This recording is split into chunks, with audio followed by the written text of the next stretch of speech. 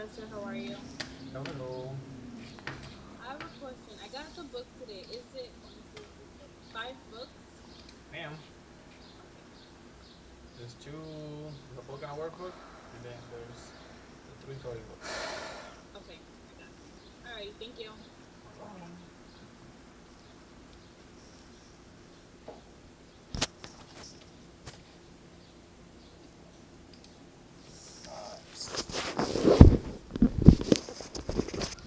Okay. Let's look for now. I have two books. I heard something about five books. Yeah, it's I if you went to pick up your books last week, there were two books. Some people, I imagine, the ones that have five books, that they got them at Homestead, maybe. So if you went to the other campus, there's all of them. But again, the ones that you need for now, they're just those two that you have. Okay, great. But then, but still, we need the other ones. I need to make sure that those are coming for you guys. Okay, so they don't have them available. That's why we got the two only. Yeah, that's because it was at the beginning of the class. I wanted to kind of push for, hey, let's get this as fast as possible. So you have those books, and those are the most important ones for this part. When we start going into the coding part, then you will need the other one. So far we're good. You don't need them today, but probably soon, really soon. As soon as I have them available, I'll let you guys know. Okay, thank you. So you said Problem. any message that you post in the email, I will also get it to So it Canvas, but should. I never So see. now your thing will be that if I post anything, you will have to go to Canvas to access it. That's the only thing. If you have the email, then it's Canvas will directly send you to the emails. But we'll be fine. For this week, I don't even know what else in your case because it's just not. But if you can access Canvas, we could. Okay, I can, but I only see like I don't see where would you go like to check messages, Let me. announcements, like.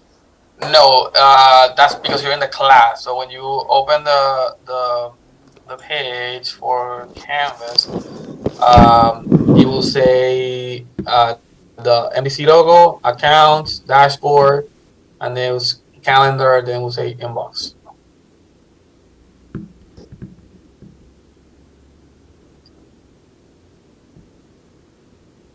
Okay, so when the class is not on, I will just check it. And Yes, where do we go? where it says inbox. Okay. So in the left hand corner, there's a different color, like a darker color menu. You're using a computer. I don't know. You're using a computer. Or you're using your phone. On. Yeah, so that's a little bit different. So go to like home or where it says no, because you're in the class, so you have to get out of the class, Okay. and then So the option. anything that you post and the Oh, from the email, I'll be able to see the same thing on there too. yes, yes, yes. That's why Okay. I So do. it's I not an do. issue if I can never get to the It's not. email. It's not. It's not. Yeah. The only thing I will say is that be make sure that you're attentive. Just if I say, hey, I'm gonna post something tomorrow, then you should, instead of just waiting for the email, you have to kind of go in. And check it. Yeah, yeah. I mean, works anyway. So okay, Williams, Parker, Marta. Let's give a couple of minutes. We're not gonna at this time. We're not gonna keep waiting for people that much. They should know by now that class starts at 6.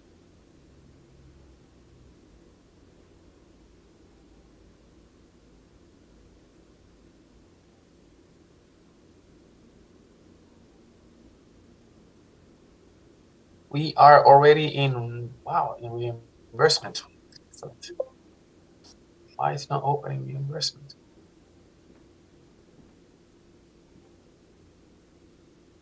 Hello, hello. I see more people getting in.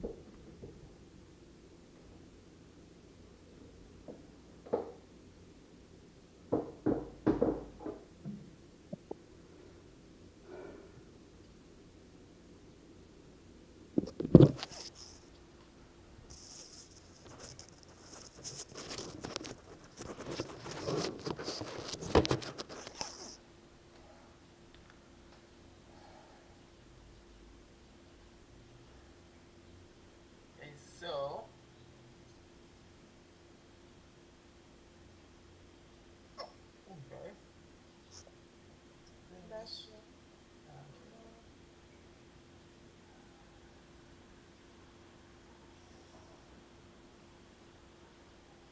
So we're getting close to numbers. This is how we're gonna do it. By this week, we have 3 classes a week. Today is Tuesday, so Tuesday this class, Thursday numbers, and then Friday we can do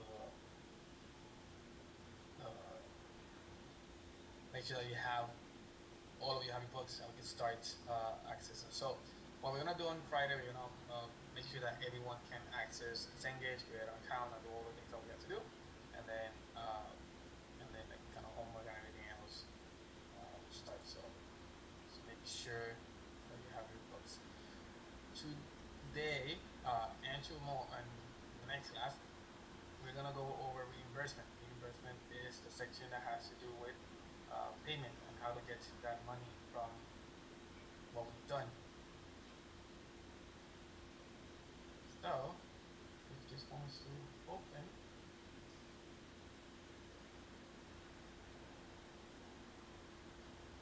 and it's working. We have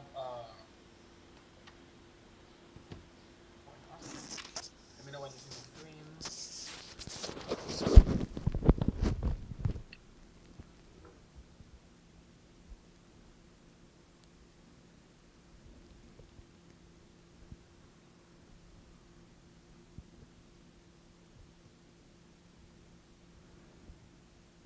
That I see it. Thank you.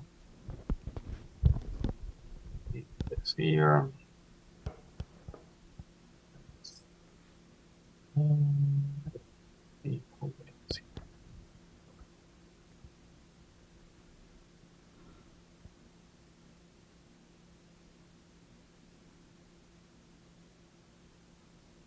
Wait, we have 7 students only. Oh no, that's not good. This is not good. But still, we're gonna start. It's not fair for the ones that are here and are here early. So we're gonna start right up.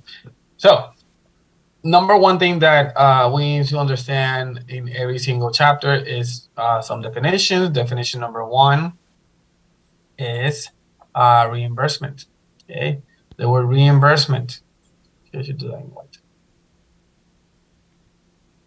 Reimbursement. Okay, reimbursement. What is reimbursement? What is it about? What does it mean? So reimbursement, like the common use of reimbursement, you pay for, you do something and then you get paid afterwards. For example, you go to work and you go on a trip, and you pay the hotel and you pay the gas and you pay everything else, and then all of a sudden you get reimbursed, or you get paid after, you get that money back. Okay, so hello everyone that's getting now. Hello Martha, it's Lane, everyone that got in. Hello. So reimbursement, this is what we're gonna talk about. Reimbursement is to get money after something is done. So what is being done? The CPT. Why is that being done? Because of the ICD. So we have CPT, what was done, why, ICD, and how much is a reimbursement. It's the part that has to do with the money. So we're going to show you a few things on what reimbursement is and how it works. And next class, like I said, the Thursday class will be math. We're going to start talking about numbers. We're going to start talking about what it takes to answer a question on the exam that has to do with numbers, or also how to know what is allowed, what's not, and how that part works. So definition for reimbursement and key terms for reimbursement based on CMS. We're going to compare cost-based versus price-based, and prospective payments. It's a little bit different, but makes a lot of sense when you start checking. Then components, rules, and differences amongst CMS fee schedules, and then know what the pay system is in a kind of summary. So I want you to pay attention to this section here. Again, the people that are getting it now, welcome. The CMS. Okay, so every single thing that we have to do is maintain the rules, the guidelines, and things are gonna be CMS. So CMS reimbursement, quote unquote, means Medicare payments. Medicare payments. CMS fee schedule is Medicare prices. Okay, and then CMS payment systems is Medicare payment systems. So when I say Medicare, as of right now, just know that it's the same as CMS and Medicare. So Medicare payment or Medicare reimbursement, Medicare prices or fee schedules, and then a Medicare payment systems. All of them apply regardless if it's a private insurance or not. They use the systems and the fees and the payment method from Medicare. So one of the things that you need to know is like, how can we make sure that everyone is doing the same thing? And with HIPAA, one of the things that we did is that everyone's using the same set of codes, all the same things, and those things included how we send the information, what type of information, what type of codes, and the last thing that it kind of use is identifiers for doctors, insurance plans, and for patients. So, you know, back in the 60s, where it's like, okay, let's make sure that Medicare, this thing that is kind of created, is implemented and gotten bigger. And then by the 80s, around like 40 years ago, they say, wait, we need to make sure that we have a way of paying things different. So anything that's in the hospital pays in a way, and things are in other parts pays differently, just to control the cost of hospital inpatient care. So if you use the same model for inpatient and outpatient, the inpatient payments are going to be astronomical and it won't work properly. So it's been like 40 years tweaking the system, so it gets a little bit better. So we also got analytics, statistics in the information that's coming in, quality reporting in programs. This is something that we've mentioned a few times. The way that we report how good a hospital is by we compare them to the other hospitals at the time the patient stays at the hospital. So I always use this same example. Pregnant female delivers a baby. Naturally, the standard is that individual will be 2 days in the hospital. She comes in and delivers the baby, today midday, then by tomorrow midday she should be out. Okay? So she stays today and tomorrow. If it's a C-section, then she comes in today, baby delivers the baby today midday, then tomorrow, the next day, midday, she should be sent home with her baby. So if things can happen in between, one more day here and there shouldn't be a problem, but the norm, the average is the same. So we need to figure out how to see who's doing good and who's doing bad.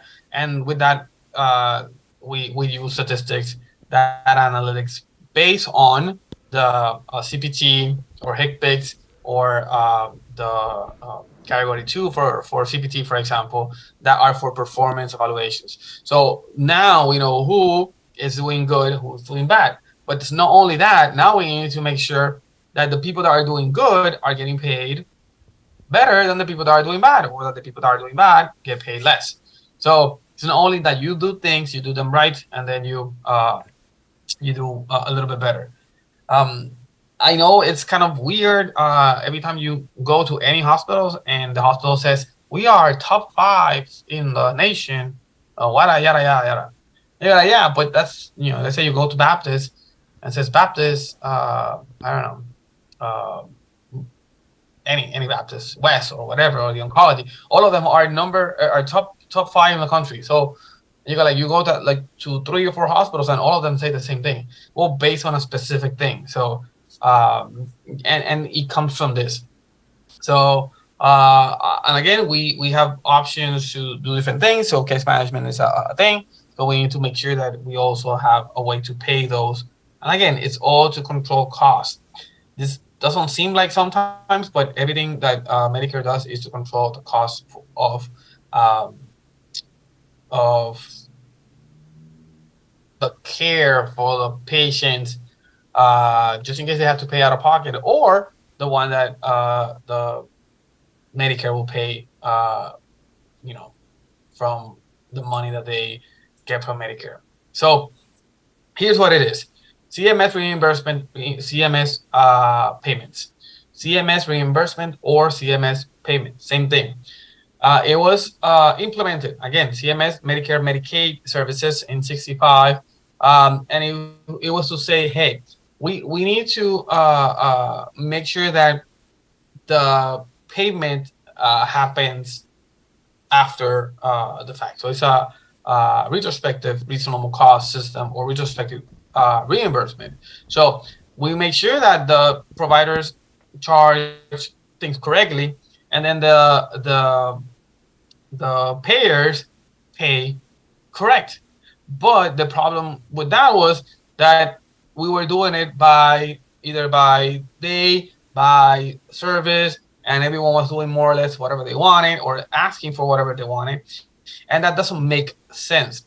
So it was a better way to do. No, let's actually do a prospective base rate. So now let's do not see what you did and then pay, set a number already, and with that number that you put in, everyone's gonna get paid the same thing.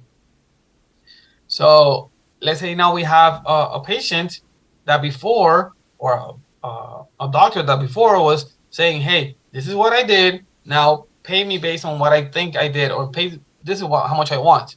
And then it was a kind of a debate, and then they decided what they were gonna pay. No, this service is basically this uh, reimbursement way is there's a fee, there's a specific fee or rate that we're gonna pay. So whenever everyone in that area submits that CPT code, we're gonna do the same one. That, you know, it's the the way that we're doing it works a little bit better. So we've been tiptoeing about different things, cost based, price based, and again, I don't need. This is not something that you need to memorize, but just know this: things that are, for example, ambulance fee schedule is cost based, and it came back in the 2000s. DMEs DMEs is a cost of each thing. It should not be different. So it becomes a different way of seeing things, and most of the things are working properly. So let's show you how that actually works. So what I was saying about checking each and every single provider and saying, hey, you're doing good or you're doing bad, we need to get a way of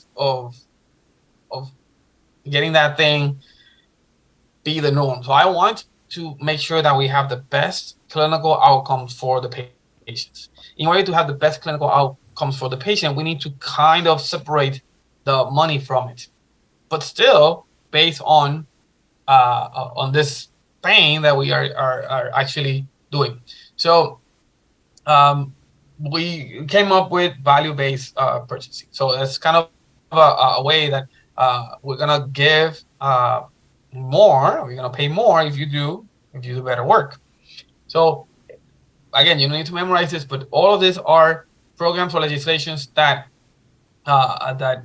were in place to make sure that every single patient gets the best outcome possible, regardless of the amount of money that they're paying, or what insurance do they have, or any of those things that at the end is just nonsense.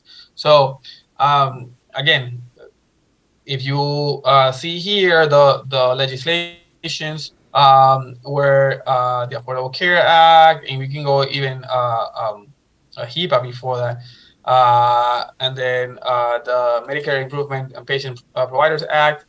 Hello, hello. And then we have the programs, okay? And think about it like this: alternative payment models, uh, quality incentive program, hospital acquired condition reduction program. So again, you get to pay less if you get it in the hospital. Merit-based incentive program. So if you're better, you get paid more. And if you think about it, like that's not a bad idea. We're saying, hey, doctor, hey, hospital, you want to get paid more. Excellent, be better.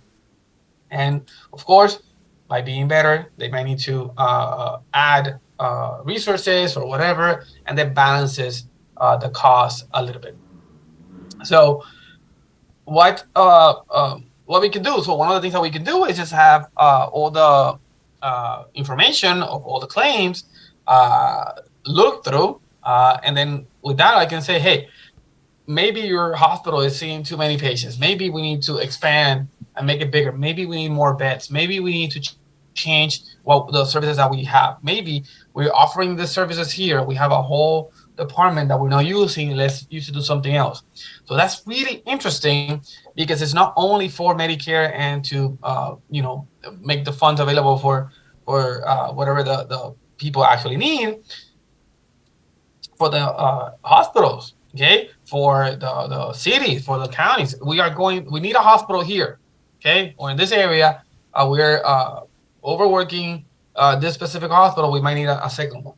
So that's really important that we could do that, so we can actually do better, do better with the patients. A lot of other things that happened was, what if I don't have the patient at the hospital? Can I put the patient in a nursing home, in a home health so expanded the things, or the ways that home health agencies and inpatient rehab patients, rehab facility, are going to do business, and that's a big win for that, and that always through data analytics. We need the information first. We need to get the information so we can actually put it in place. So now this is kind of another way to control, that we use to control the amount of money that is used.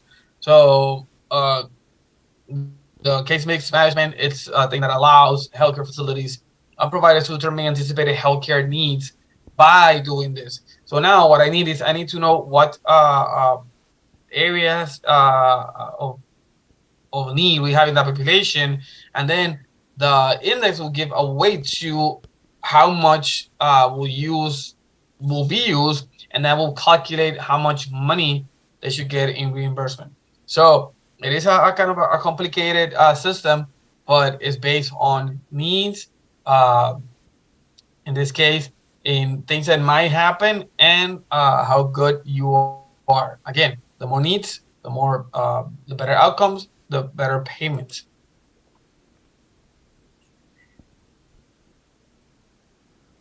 Okay, this is the one that I showed you already. This is the one that I showed you in the CMS.gov. It is the CMS fee schedules. These are the prices. So fee schedule is a comprehensive listing of the fee maximum. This is the most important word here. The fee maximum. How much we are going to pay. How much we are allowed to pay for a specific CPT, for a specific procedure. We call that the allowed amount. Allowed amount. I do not care how much you charge for something. There's a fee maximum, or an allowed amount. Start listening to those words. Allowed amount. This is a word that we're going to use next class 100 million times. I can say Medicare allowable, fee maximum, CMS maximum, fee schedule maximum, allowed amount, Medicare allowed amount. So the one that we're going to use the most is AA, allowed amount. Short for CMS fee schedule or Medicare allowed amount, maximum allowed amount. So allowed amount is how much money you are gonna get paid, regardless of what you charge. You charge $100, and the allowed amount is 50. You can get up to 50. Not necessarily you're gonna get 50, but up to 50, and from 50, we're gonna do the calculation. The allowed amount. That's where we're gonna do the calculation from. So this fee schedule is in a fee for service basis. So that means that the patient is going to get the service done, and after the service is done, then we're gonna figure out how much you're gonna get paid based on whatever we have in place in the CMS. So clinical lab fees, everything, DMEs, again, every single thing that is there will have a price, or at least a specific price. So what I want you to think about is, now, what is it that you need to know about it? Well, you need to know what the fee for that thing is, what is the maximum, and then how many of them you did. Now, they are in value units. I think we mentioned value units last time. Relative value units. It is how much of one thing it's going to be based on one unit. So we made things one unit, and that unit is one price. And if you do multiple of those, and you have 2 units, 3 units, whatever it is, and then that will reflect more price. And all of them are based on the physician's work, the practice expense, malpractice expenses, and what are we doing? Like, simple as that. If we're doing an X-ray, if we're doing an MRI, if we're doing anything, all those things, go into the calculation of how much each thing is, or how much is going to get paid. This is a perfect example that, again, I don't just to do things as clear as possible. This is a code. That code has how many characters? 5. 1, 2, 3, 4, 5. It's a CPT code. It's a procedure. Okay. It has no modifier here. It has a national limit. And then it has, again, you can just don't forget about the midpoint and the rates. That doesn't really matter because it's a specific for a specific place, even though it could be the same. And then it's going to tell you what it is. Okay, this is what we're doing. Lipid panel, renal function panel, whatever it is. Okay. What we're saying is that this code has this pricing and this description. If that is the one that you did, that you wanted, that's the national limit. It's 1098. It's an example, right? Let me see. Who do I have here? I'm gonna use Cristian today. Cristian is the only guy that we have here. No, we have Frank. We have the Franks. Yeah, we have 3 guys here. So Cristian today, Cristian is our example. So Cristian goes and he works for a doctor, and we just did that CPT code 78267 a couple of days ago. He gets the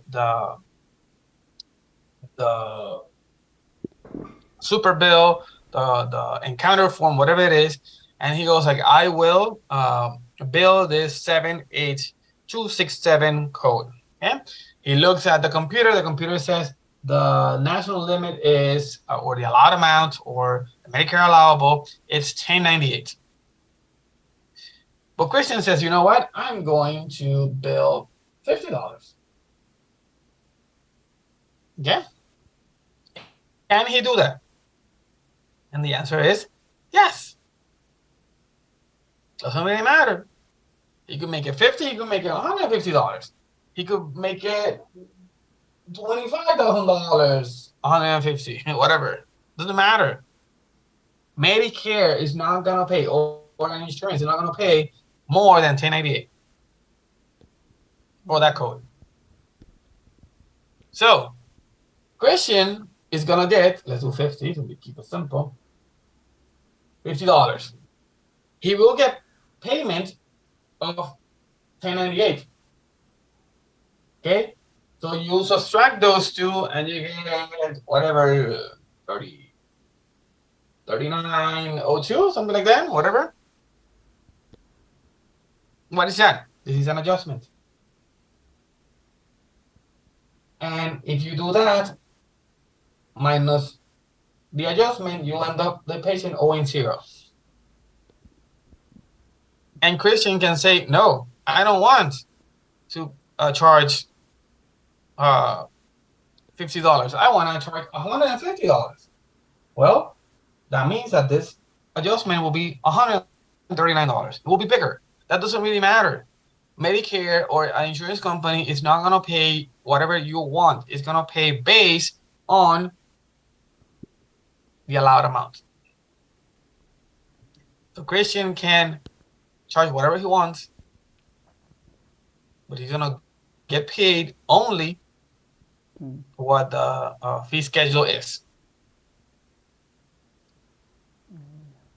Doesn't really matter. The CPT code pays that amount. Doesn't matter what ICD code we have. It doesn't matter what diagnosis we have. Okay? The diagnosis could be a broken fingernail or a heart attack, and it doesn't matter if we did the 7827267. That is $10.98. $10. You charge whatever you want. You're gonna get up to $10.98. In most of the cases, less than that. Understood? Yeah. I want to see. Yes. It is counterintuitive a little bit that you can charge whatever you want. This is yeah, charge whatever. Doesn't matter. They're gonna send you only what you are, based on what you are allowed to get paid. Now, same thing here. We have other codes, and these codes are gonna be what type of codes? It says here, HCPCS. You should know because they are codes that have 5 digits, okay? And they have a letter at the beginning, so you know that that's HCPCS. If we were talking about CPT codes only have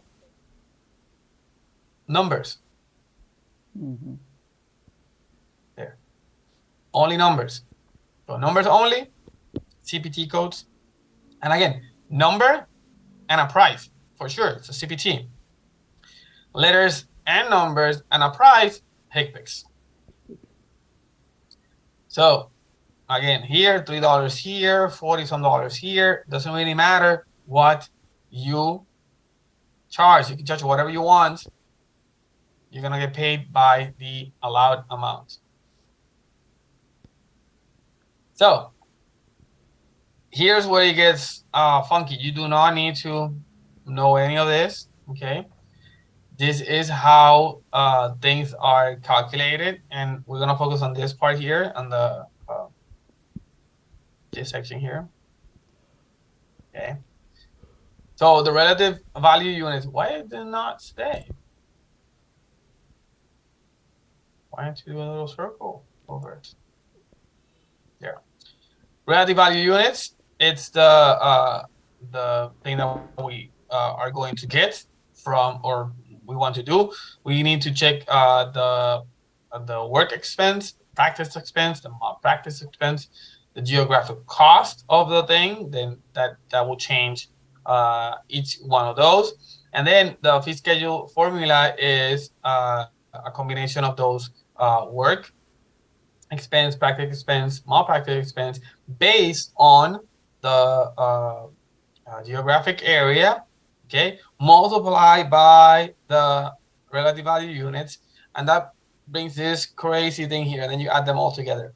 So the relative value units times the geographic cost, that's to, adjust for the cost of living of that area.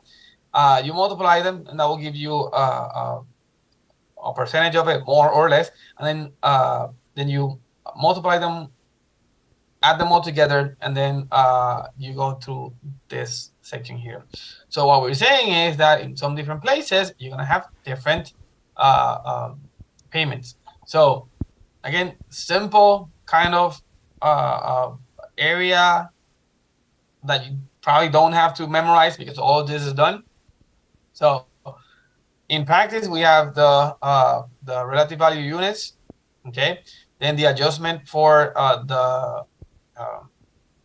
the geographic area, those who multiply, and then you add this to this one with this one and this one after you multiply them.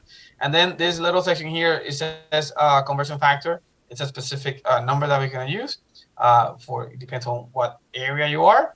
And then you get that conversion factor, and then you get the pricing. So that's how those prices that I show you come about. You don't need to do any of this math. It's done for you guys. This is going to be in the CMS.gov. You can download the file, put in your software, boom, and everything works. But we are not making things up. It's not arbitrarily. We're just seeing how much things cost, and then how much people should get paid for what they're doing. And the locations are going to be different. So different geographic costs are going to be based on different locations. And you see the costs are different. Okay. So for example, New York has a number 1. So that is kind of the base 1. Everything else that is higher than that, when you multiply, it will be higher. So that means that all those parts of New York are going to be more expensive than the rest of New York. So if it's not in the city, more upstate rural New York, it's going to be normal. Everything else in the middle of New York is going to be more expensive by a factor of around 1%. So it's not that horrible. The same thing happens here. If you do this, then we have Florida divided basically into 3 sections: the Orlando area, the Miami area, and everything else. So everything west, it's in one location, and then Orlando and that Orlando area, and then Miami all the way to the Keys, another area. And again, based on those descriptions, usually the Miami area is a little bit more expensive than everything else.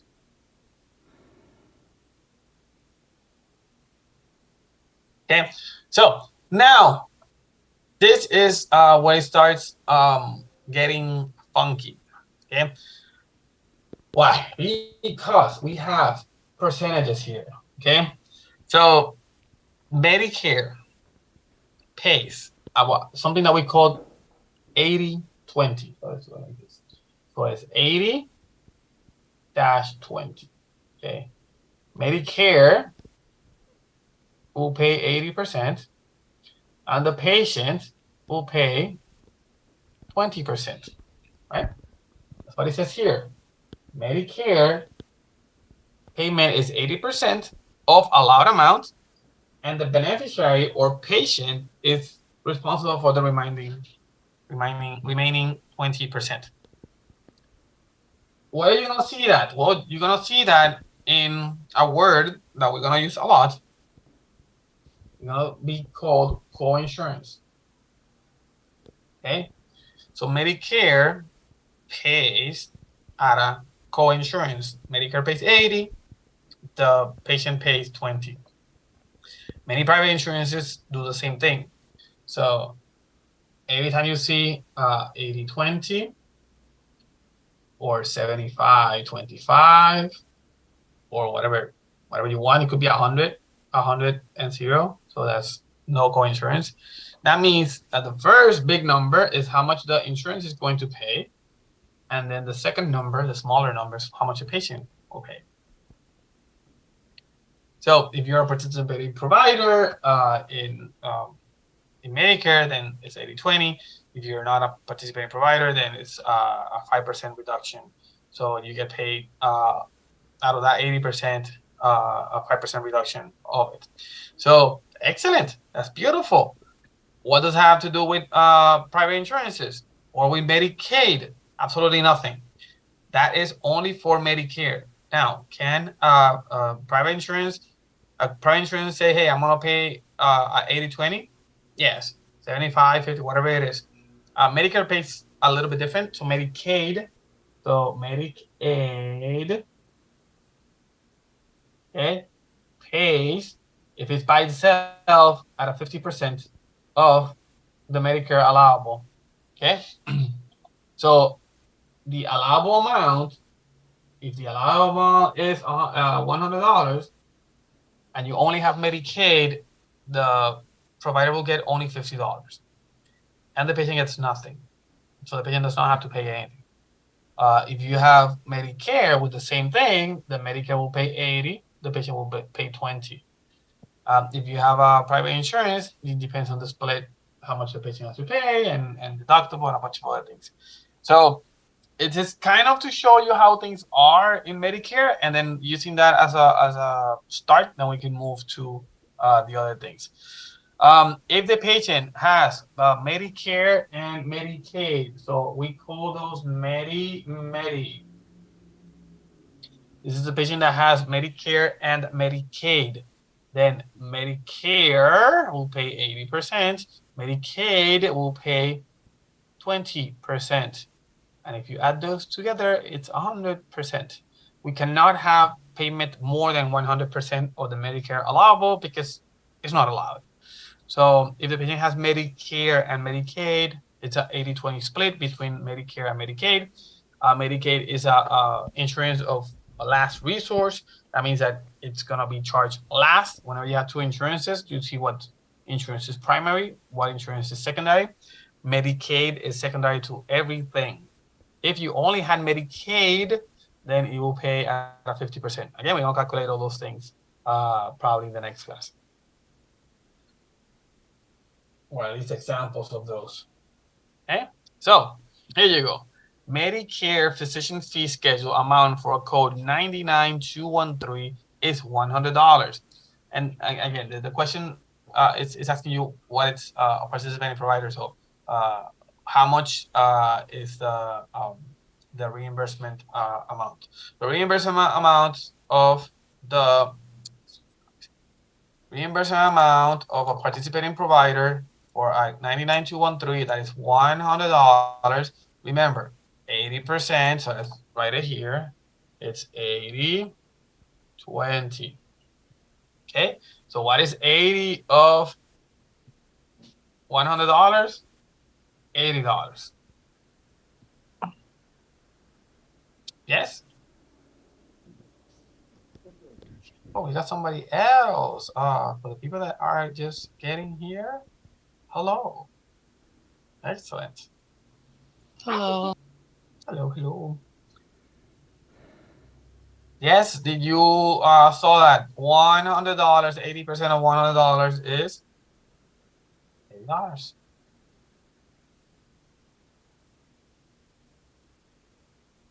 Okay.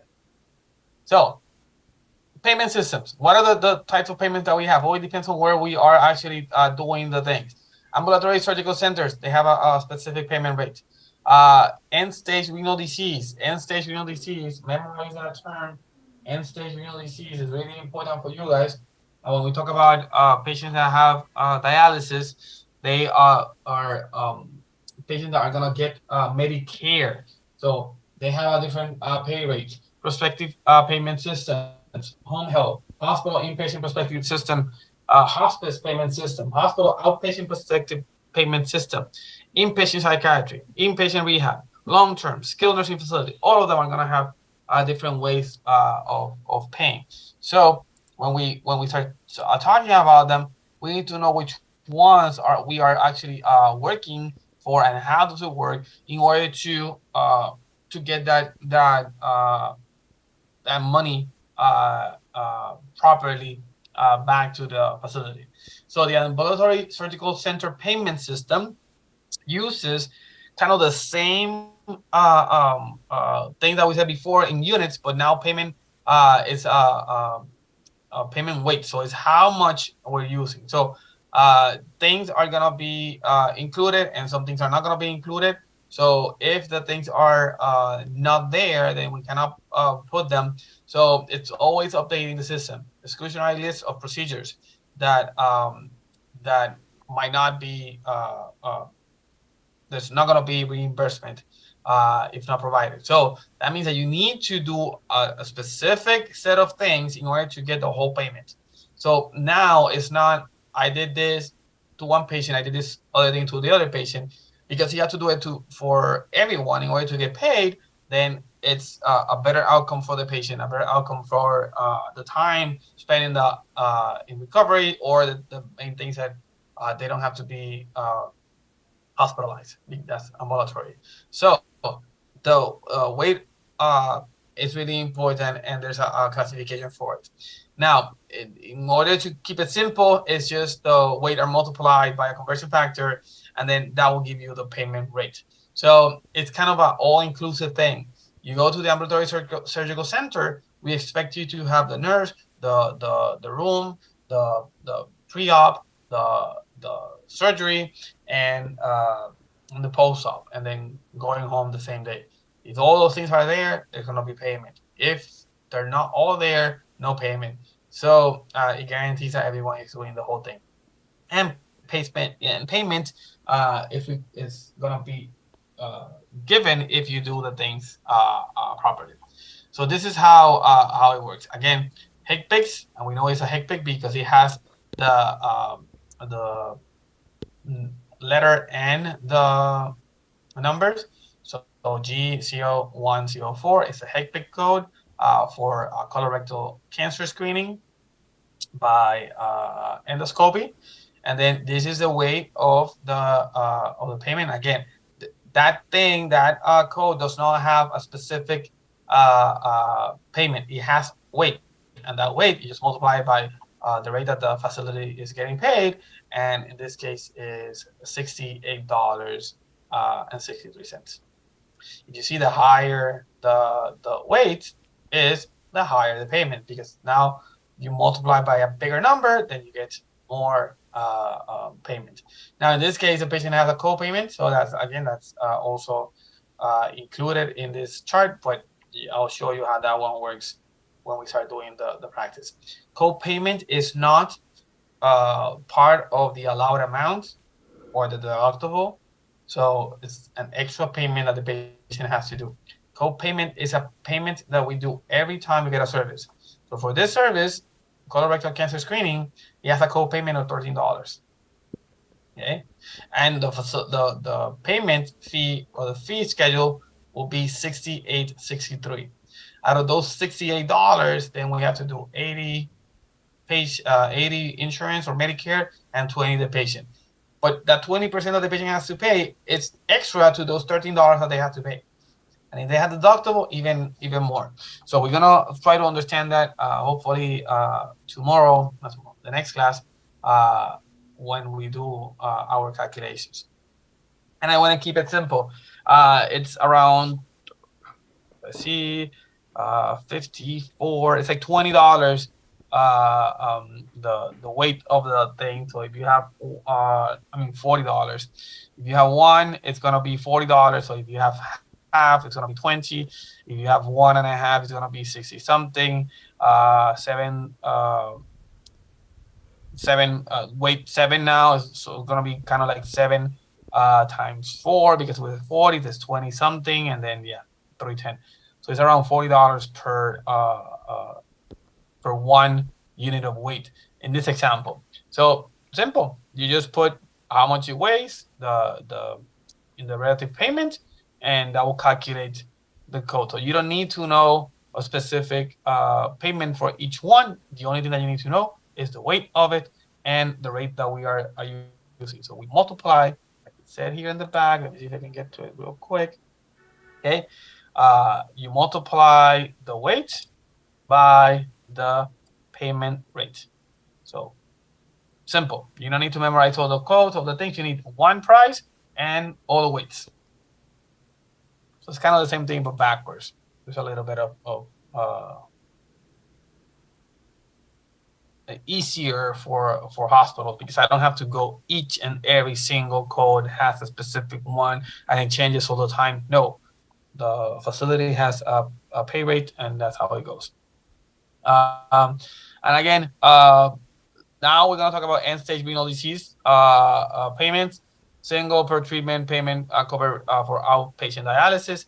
Again, every time you hear um, end-stage renal disease or ESRD, is patients that are gonna be in dialysis.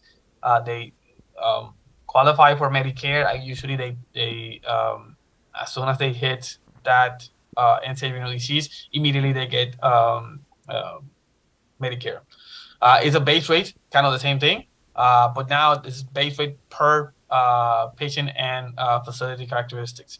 So it's what we call a case mix index. So it's going to be adjusted for different patients and what they are using, and then everything is consolidated. So it's like a full procedure in the CPT for surgeries, complete procedure, global procedure, kind of the same thing. So consolidated billing. So drugs, labs, tests, and the dialysis. So again, it's if you see here, it's based on age range, 18 to 44. It has an index. The bigger or older age group, 45 to 59, it's a little bit more expensive. So again, if you multiply anything by, let's do this one, 60 to 69 by 1. So let's say the pay rate is I don't know, $10. Okay? $10. So times 1 is $10. If you go to the ones that are a little bit higher, then this one is 1055. This one is 1023. Okay, this is 1094. So it changes. This one is 1174. So it's a specific price based on the patient and what the patient is going to get. So if you think about it, the most it's not getting more difficult because of the age and the amount of patients that are included in that range matter. So do you have a lot of patients, a lot of ages here? Yes. But then as you do it in, like 15, 10 years intervals, then as you get older. So simple.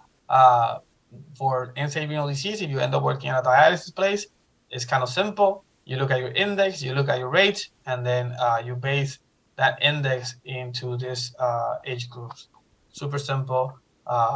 You need to memorize probably this 5 numbers. Do you have I don't even know if I have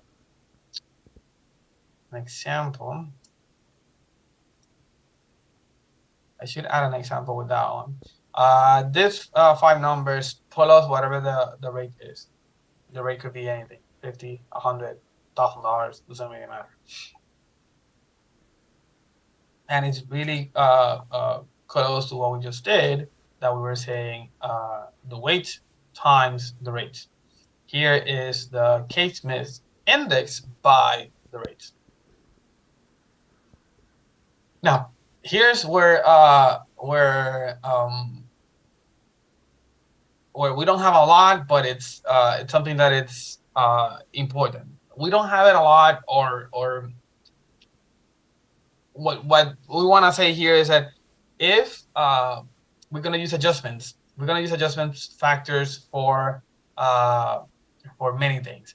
So he says 80% of the federally qualified health center payment systems are paid lesser charge based on payment codes.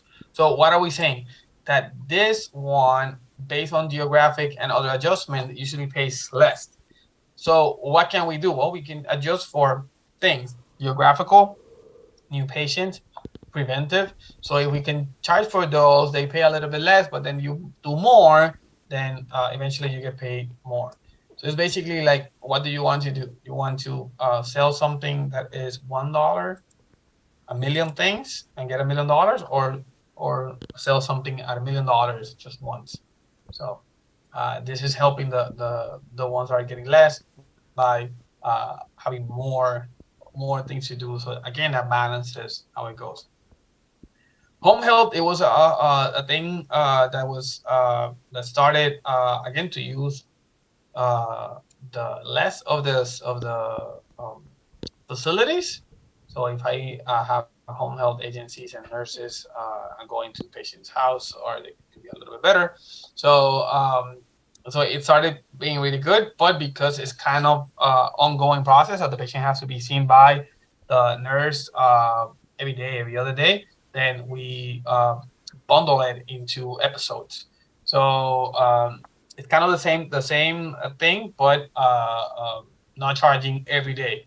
So use clinical characteristics and other information to determine what we call periods. So how long is that home health period is? Okay, so it was decided that every unit, okay, will be 30 days. So for home health, instead of using a rate, a weight, or something like that, we're gonna use units, and each unit will be 30 days. So if you see someone sees the patient in home health agency and they get paid 1 unit, that means that they did it for 30 days. Okay, so it's an episode of care. So again, there's a lot of information that you have to do, and there's some case mixed groups codes that you're going to be representing in the claims, but it's a little bit better than what we had before. So now every thing that we do that could be a global thing, it's divided into 30 days. So as we go, we saw weight, we saw weight and the rate before. So I always go back in this section. So I always go back to this. So we have here, we have payment weight times the rate. It will give you payment. And this one, it was the actual case mix index multiplier times the rate. And then in here, we're saying, no, every 30 days is going to be 1 unit. So if you're charging for 1 unit, you're charging for 30 days. If you're charging for 2 units, you're charging for 2 months. And again, simple to do it that way.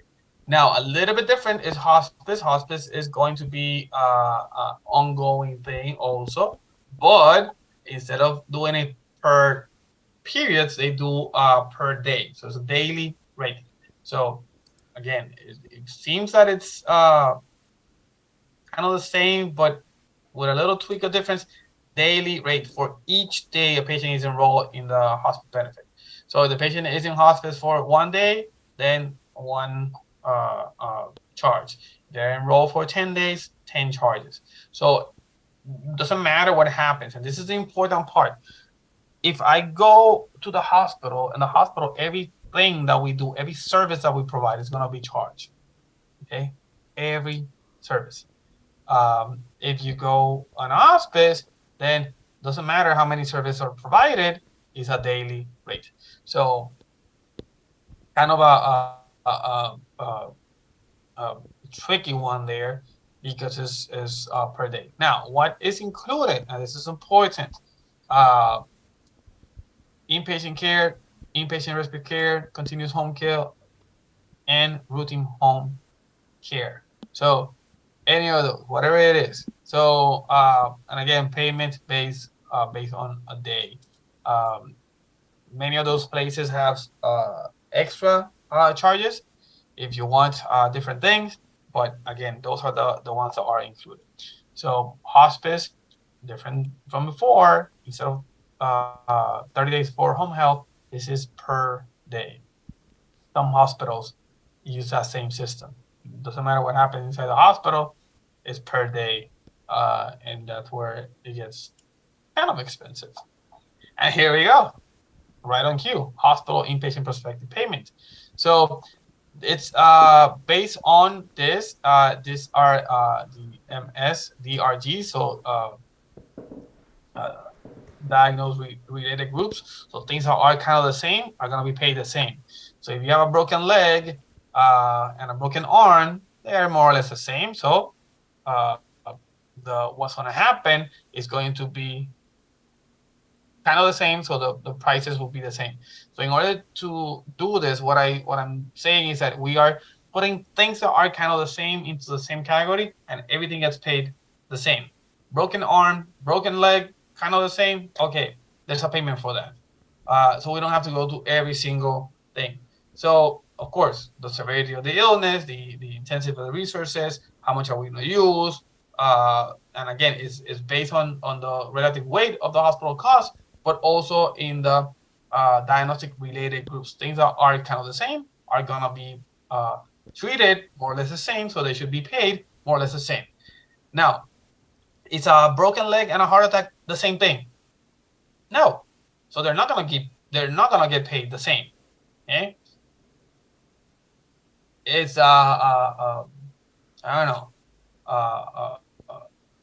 injury to a leg and the injury to the arm are kind of the same. Yes. Injury to a tissue or injury to a an internal organ, not the same. They're not gonna be paid the same. So how it works is this: is having the diagnostic related groups all together, and then we start changing them. We've been doing that for probably 40 years, and then all the ICD 10-CM codes are gonna be for to make sure that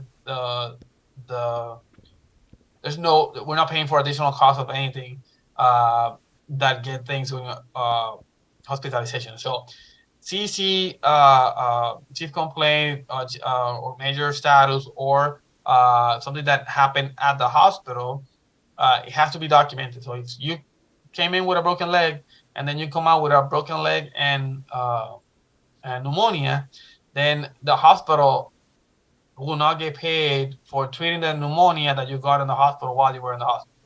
But if you bring a broken leg and pneumonia from your house, then yes, the hospital can actually get paid for both. So that means that if you do better, again, you get more money. But this is how the coin works. So the main thing is to have all the documentation in place and make sure that we can optimize the reimbursement, not charge more, charge what we're supposed to.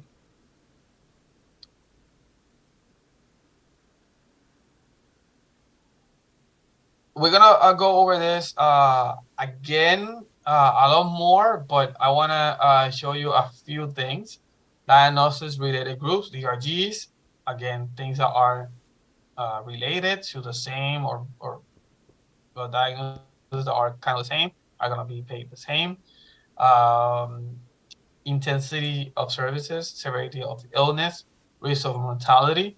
Imagine that the intensity of the service is more money. Severity of the illness is more money. Risk of mortality, more money. Hospital acquired condition.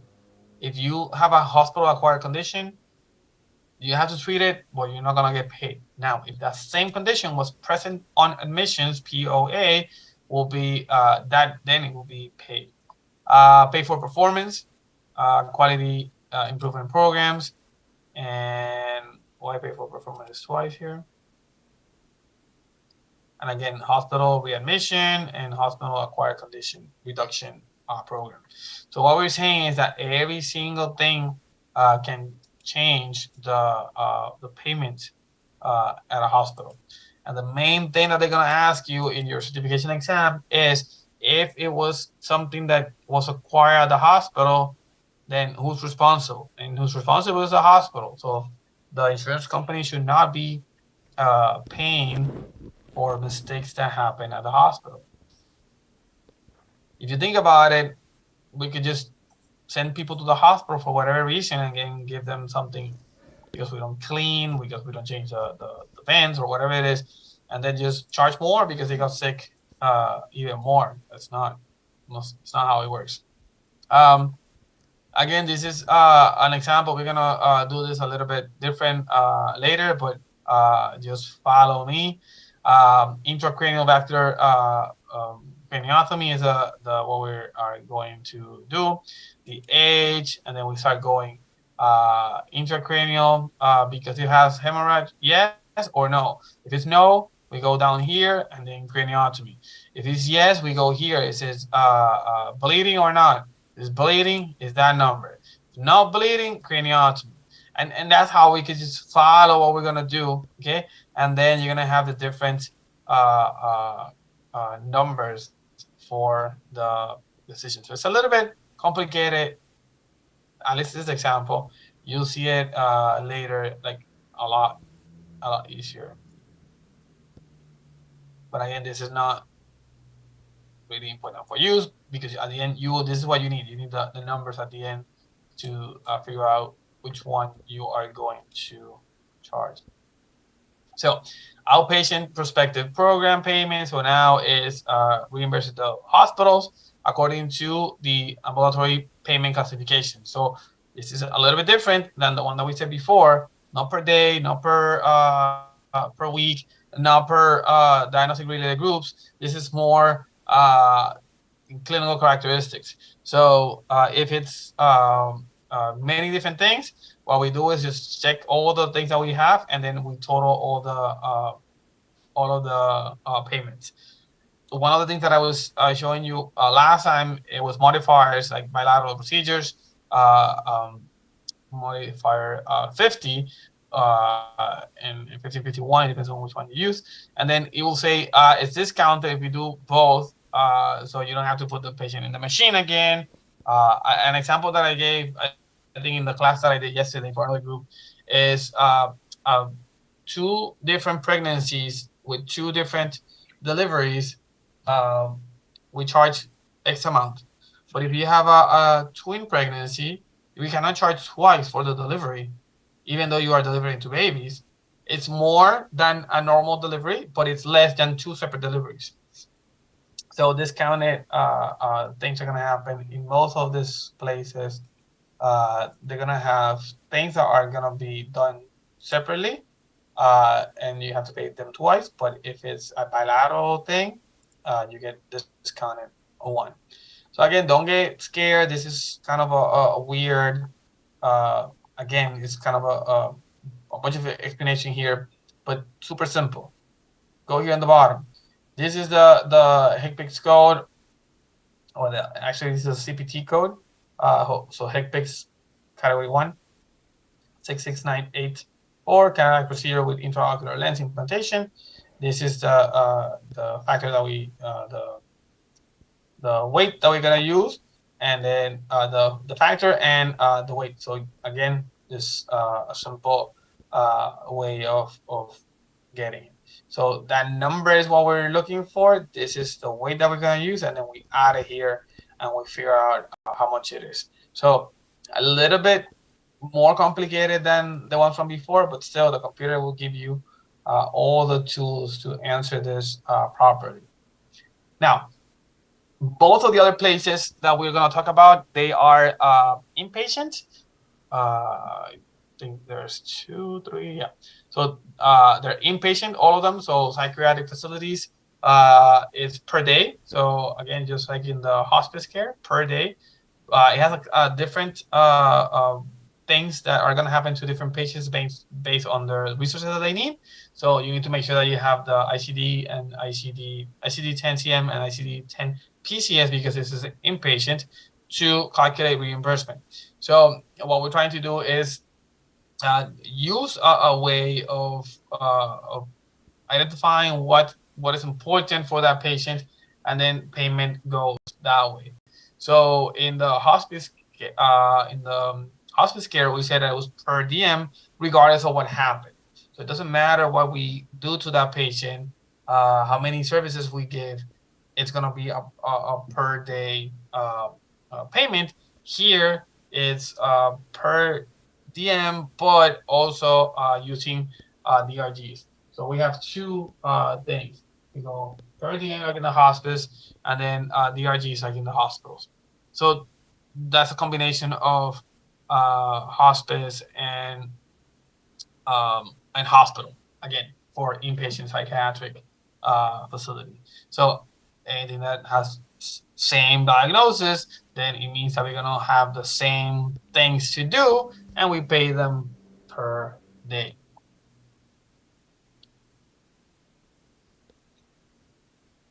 Kind of the same example.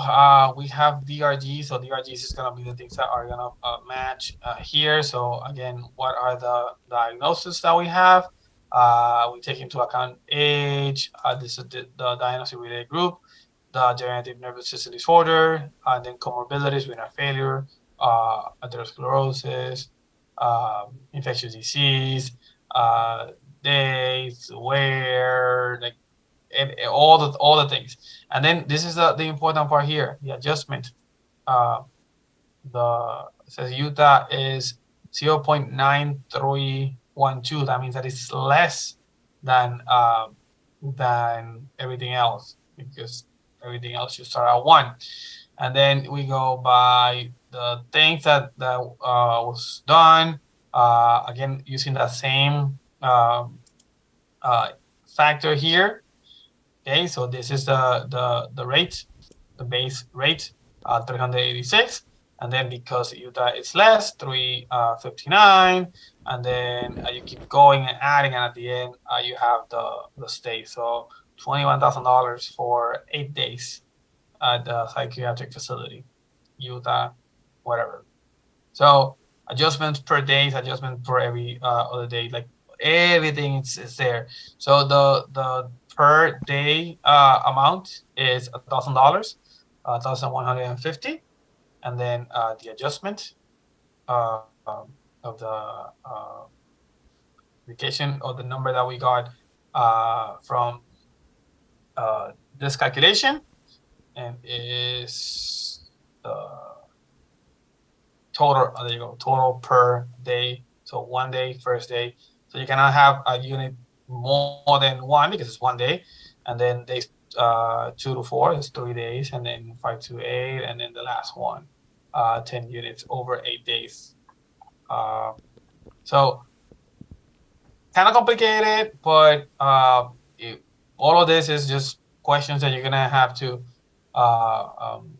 answer to the computer. The computer is gonna start asking you all these things, and you're gonna have to match it to the medical record. Again, big hospitals, you'll have like one part of that thing to do.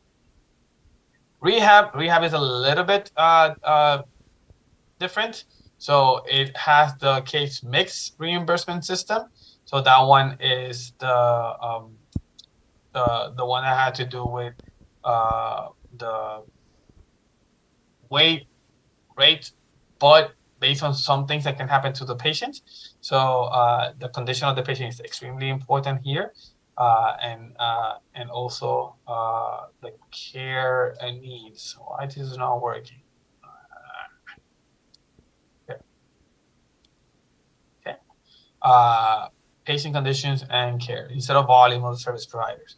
So it's not like the more we do, the more we pay. It's case mix based on a few things.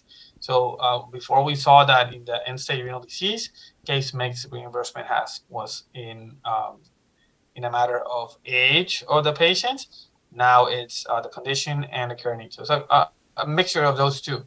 So what we're saying is that the patient is going to be separated into categories based on what is happening.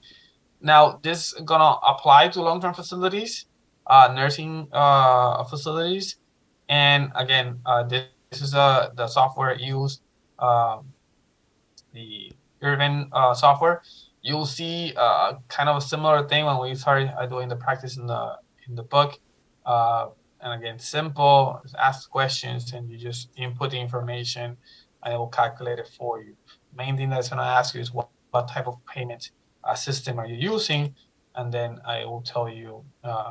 It will bring up the page, the proper page. long-term acute care hospital prospective payment system. So in this one is long-term. Long-term means, or the definition for long-term is greater than 25 days. So it's inpatient, but it's greater than 25. At that point, the what we're doing and the things that the patient needs are different. So it's classified in Medicare severity. And then the elements are patient classification system, relative weight system, payment rate, and then adjustments. So kind of the one that we saw in the psychiatric area, but again, it has to be in the inpatient more than 25 days. So again, if you see, all of these ones are combinations of each other, basically. Skilled nursing facility, prospective payment system. This is every single thing that happens in a skilled nursing facility, and it covers all the costs of routine, ancillary, and capital. So it's everything that we do as a part of the hospital, but so part A, but separated in specific patients, and it's called a patient-driven model. So it's a case mix again adjustment, and it's kind of the same information that we get in the long-term facilities, but now there's different weights to different things that are done. So again, the elements are payment rate, case mix adjustment, and geographic adjustment. So now this one looks like a combination of the first one that we saw that had geographic adjustment and case mix with the payment rate. So again, but in the hospice, for example, that was per day.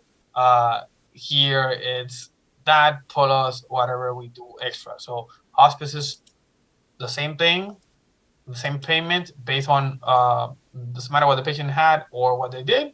Here it takes that into account. So this is kind of the system report, how it is. All this information, they're gonna start asking what is it that you need to include. Yes, no, and it's all the documentation should match. Okay. We are done with this chapter. I want to start looking at the next chapter, but before we do that, let me stop the share real quick.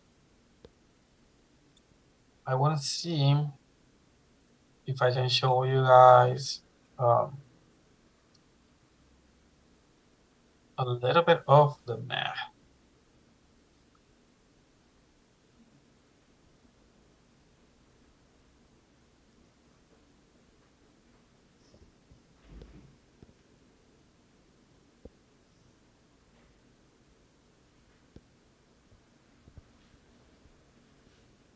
So today, I think we can finish the class early, meaning that around 8-ish, we could. So we will have like half an hour for math. This part I need to make it a little bit more interactive. So I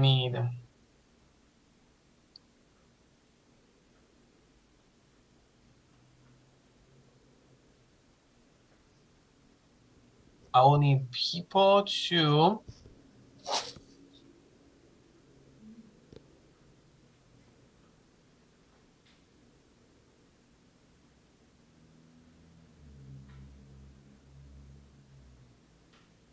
okay, we can take this out. Come in, let me see if I can do it like this. So I need like I said, interactive, so I need people willing to talk and answer questions. So who's ready to do that before I call you by name? Who's gonna help me out with this?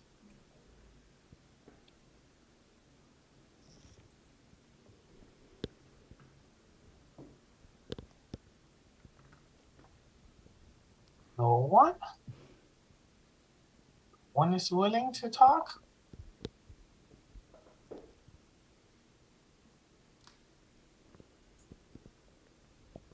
Oh, that's not good.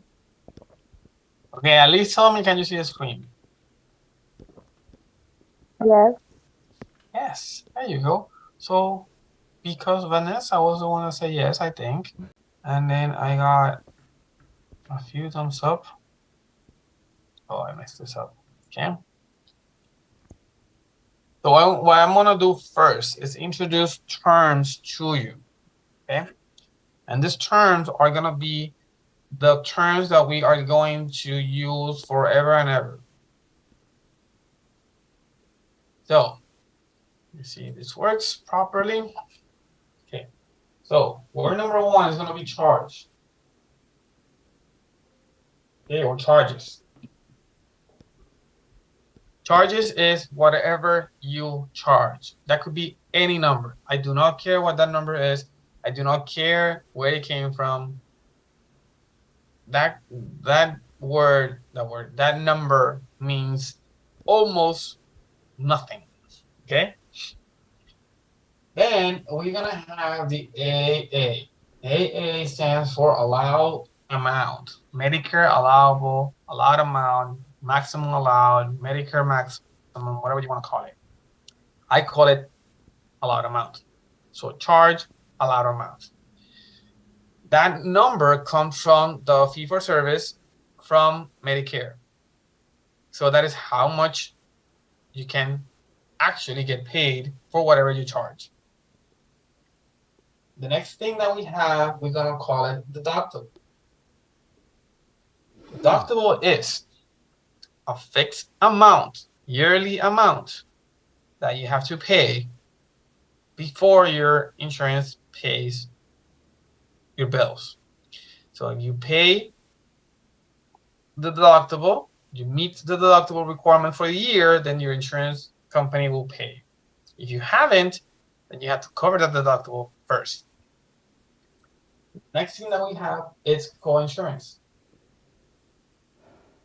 Coinsurance is a percentage. Examples of coinsurance: 80-20, 75-25, 70-30, 50-50, 100 maximum, for example. That means that the bigger number or the first number is how much the insurance is going to pay, and the second smaller number is how much the patient has to pay. What is the responsibility of the patient? What is the responsibility of the insurance? So when I ask you how much is the patient going to pay, you have to go and use the 20% coinsurance or the 15 or whatever it is. If I ask you how much is the insurance going to pay, then you need to take into account what is the 80, 75 or whatever it is. The next thing that we have is co-payment. Co-payment is it's a fixed dollar amount that you pay per service, per visit. So with your payment, you have a co-payment. So usually that is a small number. It could be anything between 5 to like 300 or even more, but normal for the example that we're gonna do usually is around $20. And it's a thing that you have to pay every time you have a service done. The last one is called adjustment. An adjustment is basically the difference between whatever you charge and the allowed amount.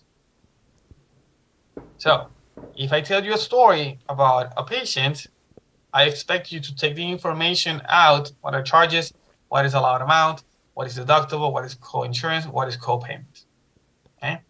So if I say Medicare was charged $500, and I just told you, charge $500. But the Medicare allowable or the allowable amount is 400. 400 goes here. The patient has $1,000 of deductible. and then it might say something that they paid already chunk or not. Co-insurance is 80/20. I know it's 80/20 because we said that it's Medicare. The patient has, I don't know, zero co-payment. And the question could be, what is the adjustment? I already told you that the adjustment is equal to charge minus allowed amount. So after you take that information that I gave you, you can say, okay, so 500 is the charge minus 400, that is the allowed amount, that is $100. So that means that the adjustment is $100. That could be a question on your exam. What is the adjustment? But they're gonna do a story on this patient, and they will tell you what happened to them. They'll tell you what the co-insurance is, what the co-payment is, what all the things. And the question is, what is the adjustment? The way that we get the adjustment is charge minus allowed. Simple. From that same story, I can ask you, instead of what the adjustment is, I can ask, how much is the patient, or how much is the insurance going to pay? Okay, so I don't know.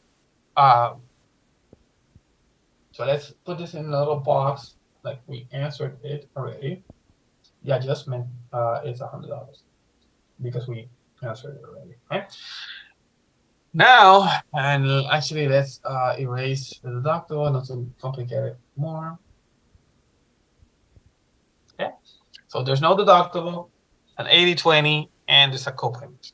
Okay, so now I ask, how much is the insurance going to pay? How much is the patient going to pay?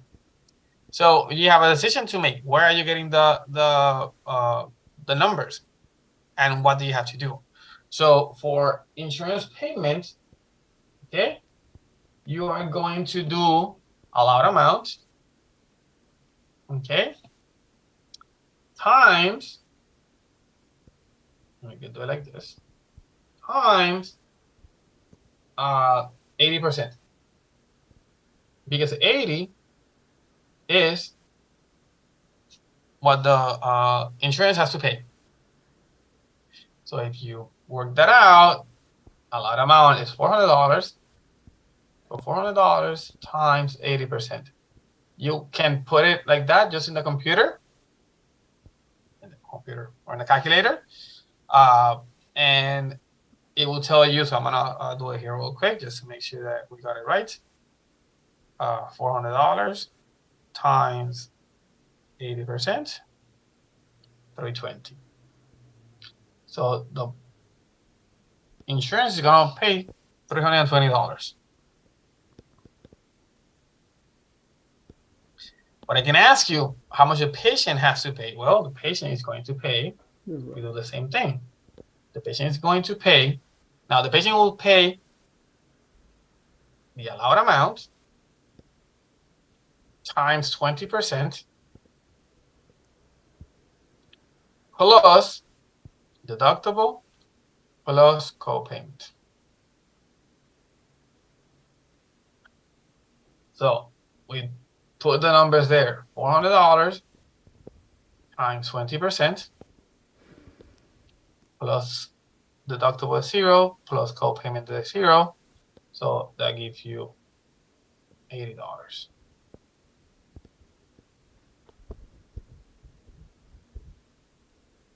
And if you see 320 plus 80 will be 400. That is the allowed amount.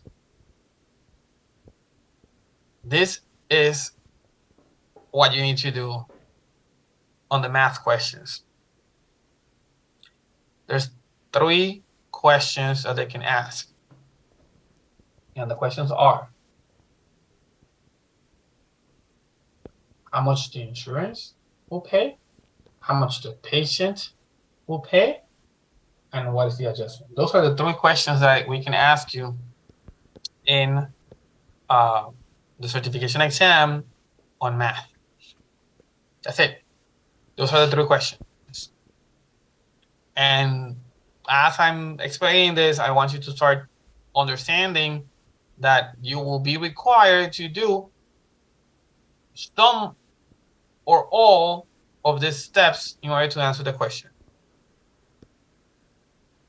But the number one thing that I want you to do is set up this little box here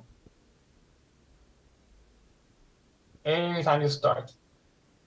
I want you to write it down, actually including adjustments. Okay? Write the whole thing. Charge, allowed amount, deductible, co-insurance, co-payment, and adjustment. And get the information from the question. And start building. Charge, X amount. Allowed amount, X amount. Deductible, X amount. Co-insurance, 80-20, whatever it is. Co-payment, X amount. Adjustment, X amount. Yes or no? Are we understanding this? Where's my people? Nobody's answering. I don't see anyone. I don't see chat. What is happening here? Martha's saying yes. Frank is saying yes. The other Frank is saying a big yes. That was Frank. Michelle Park is saying yes. Vanessa's writing. Okay. I like it. But prove it. Prove that you're understanding. Here's what we're going to do. We're going to do another one. Diley's saying yes. Let's see.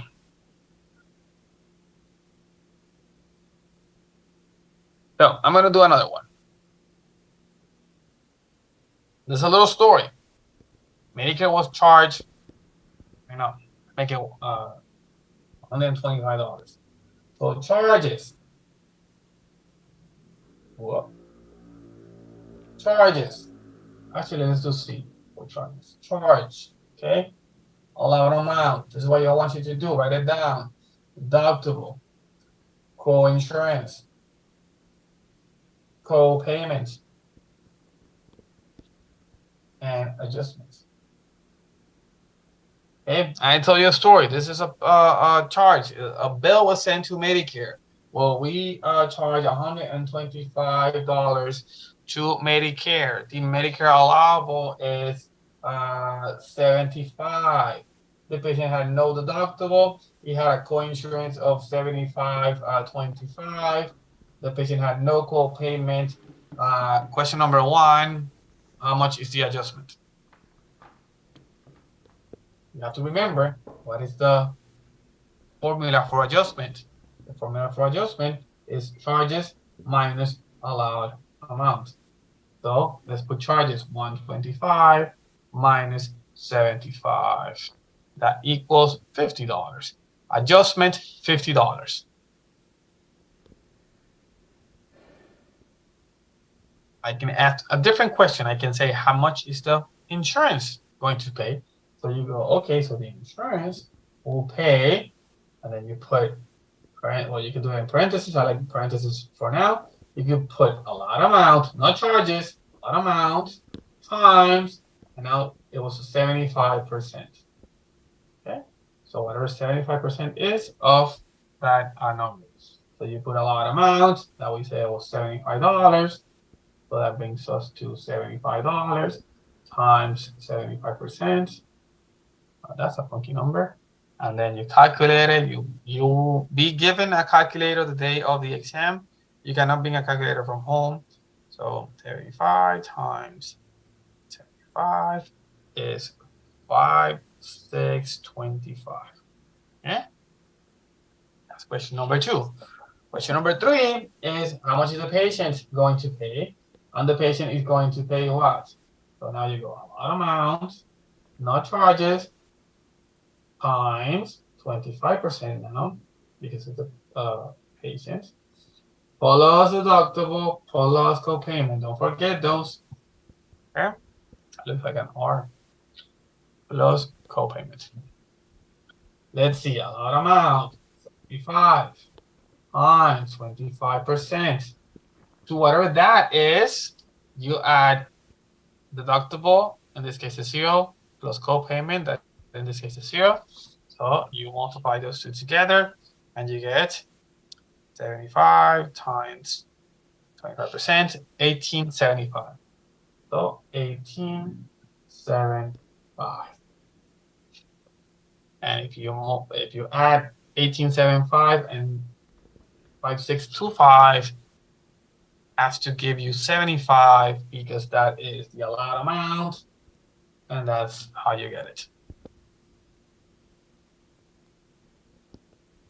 Yes, no, maybe. I told you that it gets funky really fast.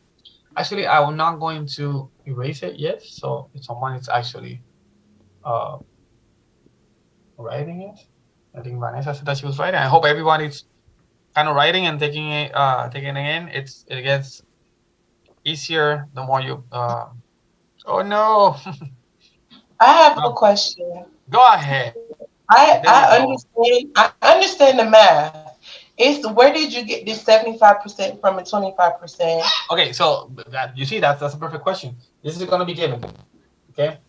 Okay, that's because I know like on an insurance card it shows those percentages or whatnot. Correct.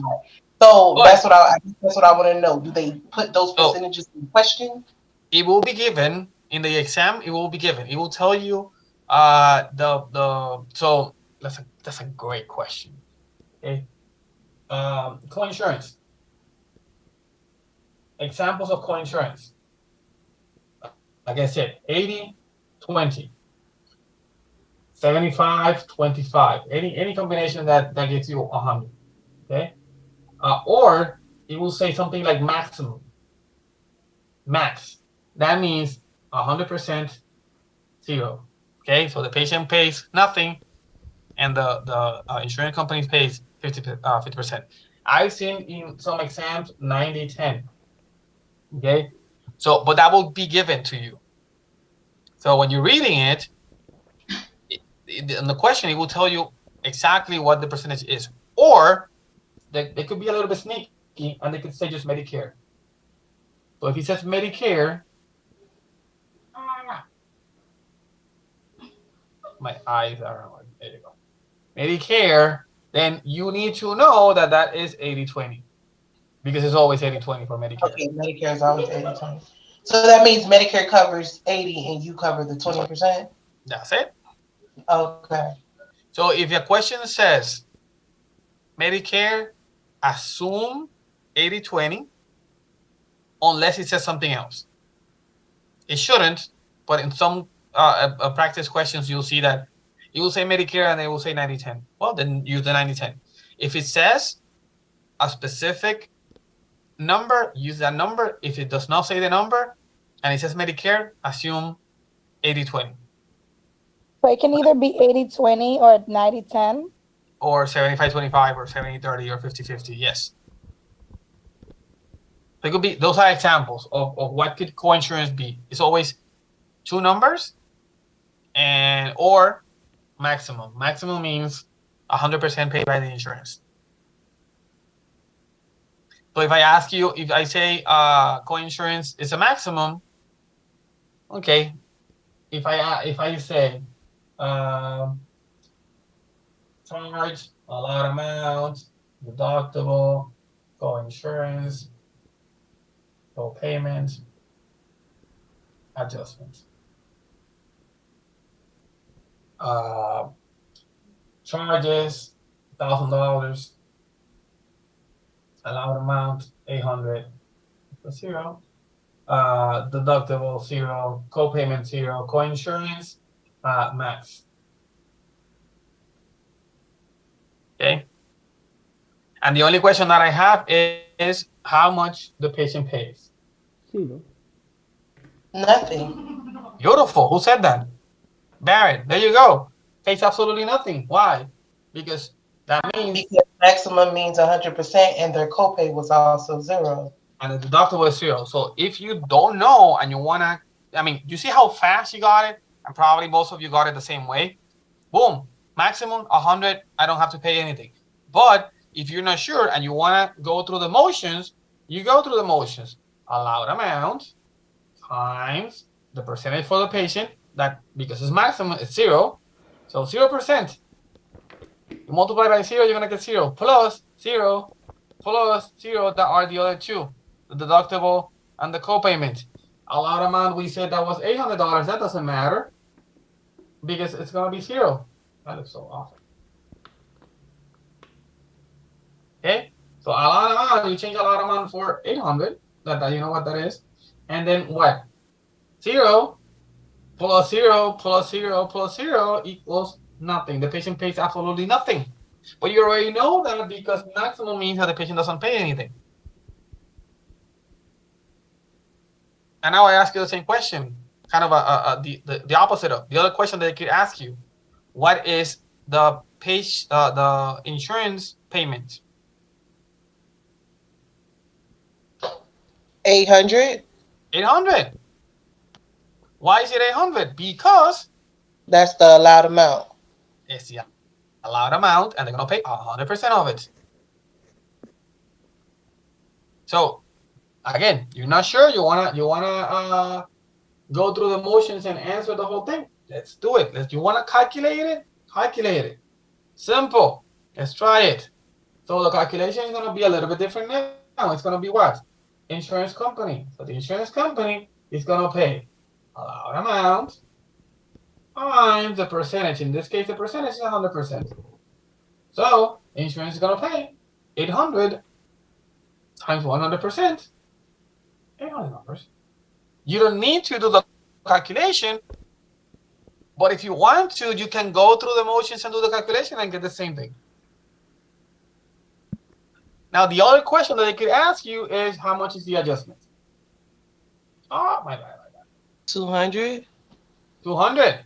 And again, how do you do that? Well, simple. What is the formula for adjustment? Charge minus allowed amount, no? Yeah, here you go. So you take no charge, allowed amount. Yeah, charge minus allowed amount. So it's charge minus 800. That is allowed amount. Gives you $200. That is my adjustment. Okay, now can we do one with a percentage? Another yeah, of course. It's a different one. And actually, we don't have to do the whole story yet, but just because I'm giving you the numbers. But when I give you the story, it's going to be a paragraph. And from the paragraph, you need to get those numbers. What I want you is to take those numbers out and put them in this little table that we're creating. Charge, allowed amount, deductible, co-insurance, okay, and adjustment. If you do that, every single one that you get, and you do it fast, it's not going to take you a lot of time, but it will guarantee that you get it completely correct every time. So, who said that? Barrett, you were the one that wanted a different one? Yes. Okay, give me numbers. Go. What's your favorite number from 1 to 10 million? Go. What will be the charges? Doesn't really matter. Tell me the charges. 2,200. 2,200. Give me the allowed amount. So remember, allowed amount has to be less or the same as. Actually, let's make it the same. Allowed amount is 2,200. Okay. Deductible and co-payment so far we're gonna keep at 0 because it's gonna, for now, as we get better, we'll add them. And then co-insurance. What will be the co-insurance? You pick a co-insurance.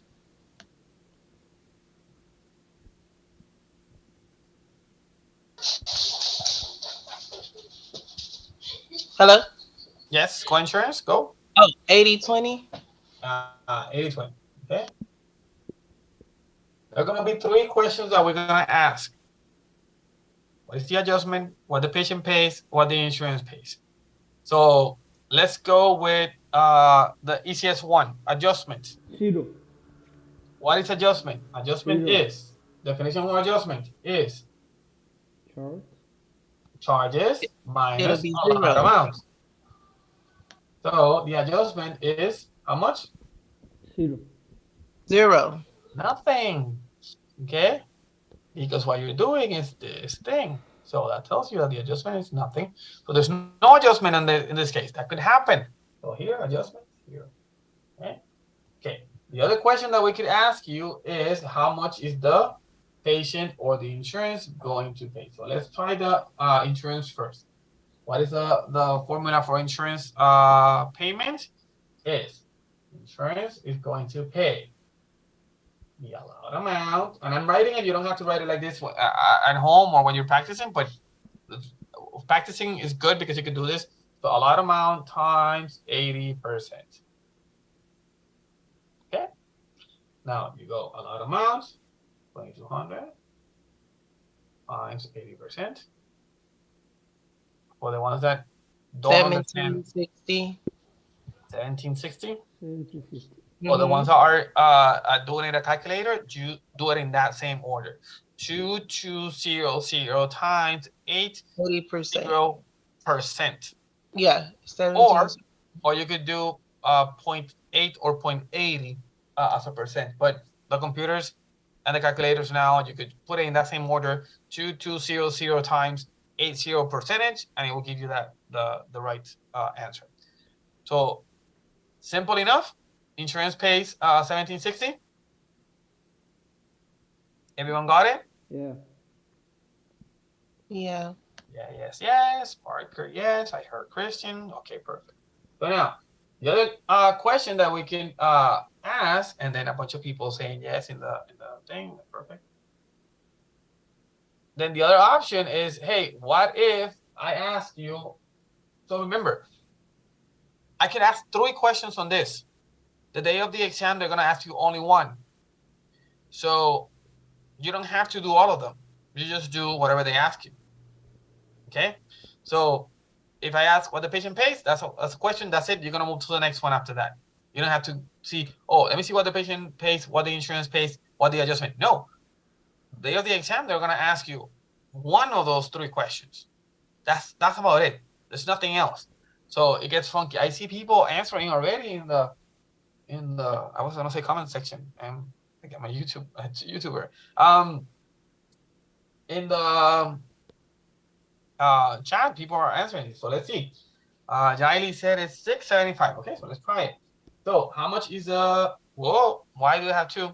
What happened there? Okay, let's see. I see a bunch of answers there. So let's try it. Patient. Wow, that's too big. Patient. It's going to pay allowed amount 440 times 20%. 20%.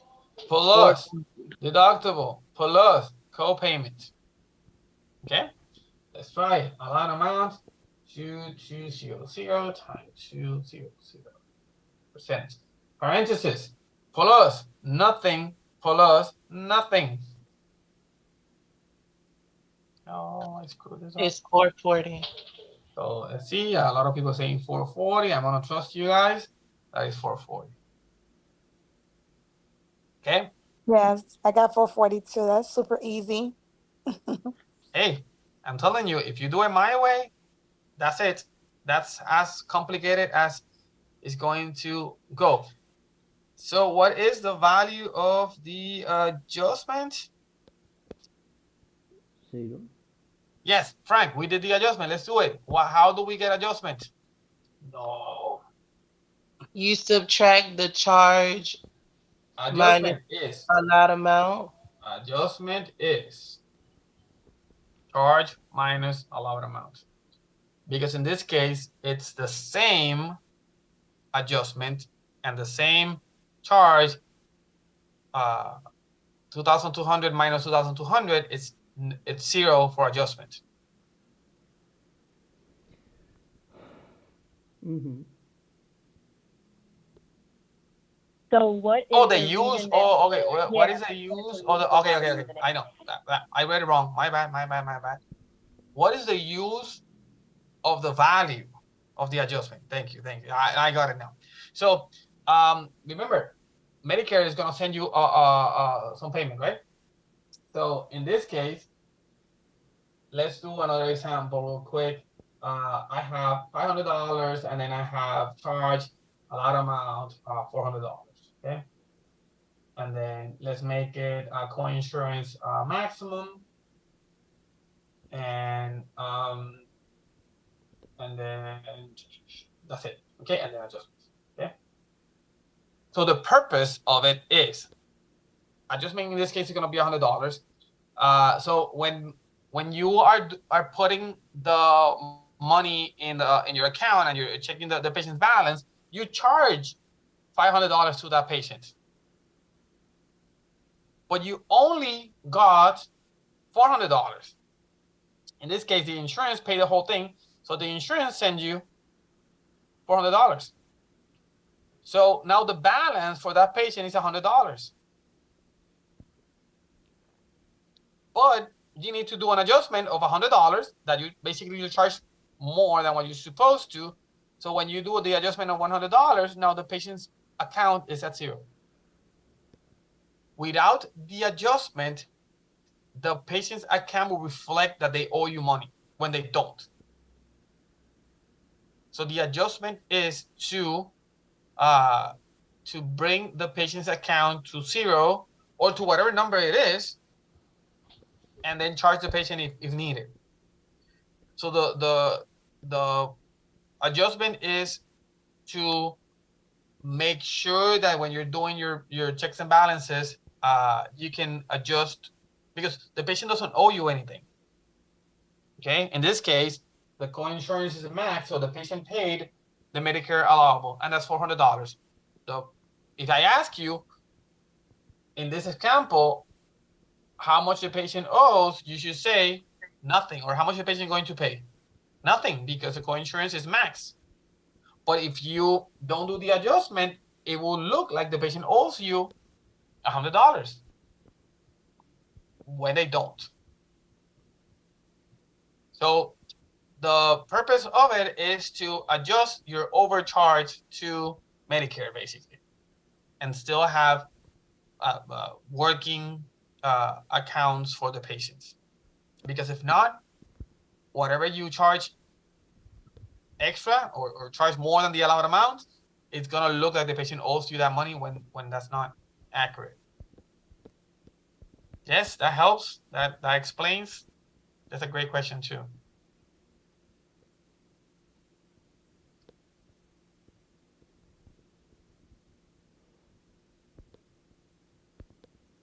When we are looking for adjustment, we minus by. Adjustment is charge minus allowed amount.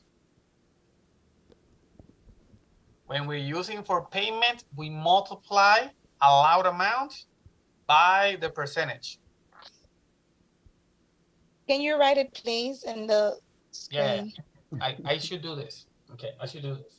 These are the three formulas that we have. Adjustment.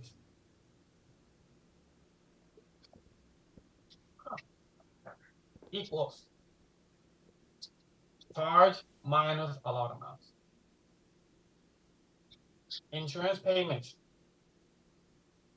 equals allowed amount times the co-insurance percentage. Example, 80-20, so 80. So it could be 80, it could be 70, it could be 75, it could be whatever it is.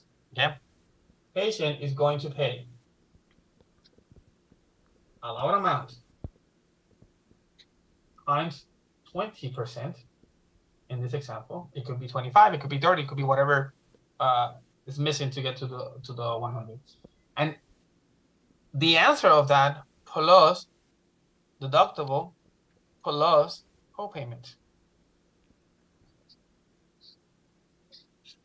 Those are the three formulas that you need to answer any question, any math question on your exam.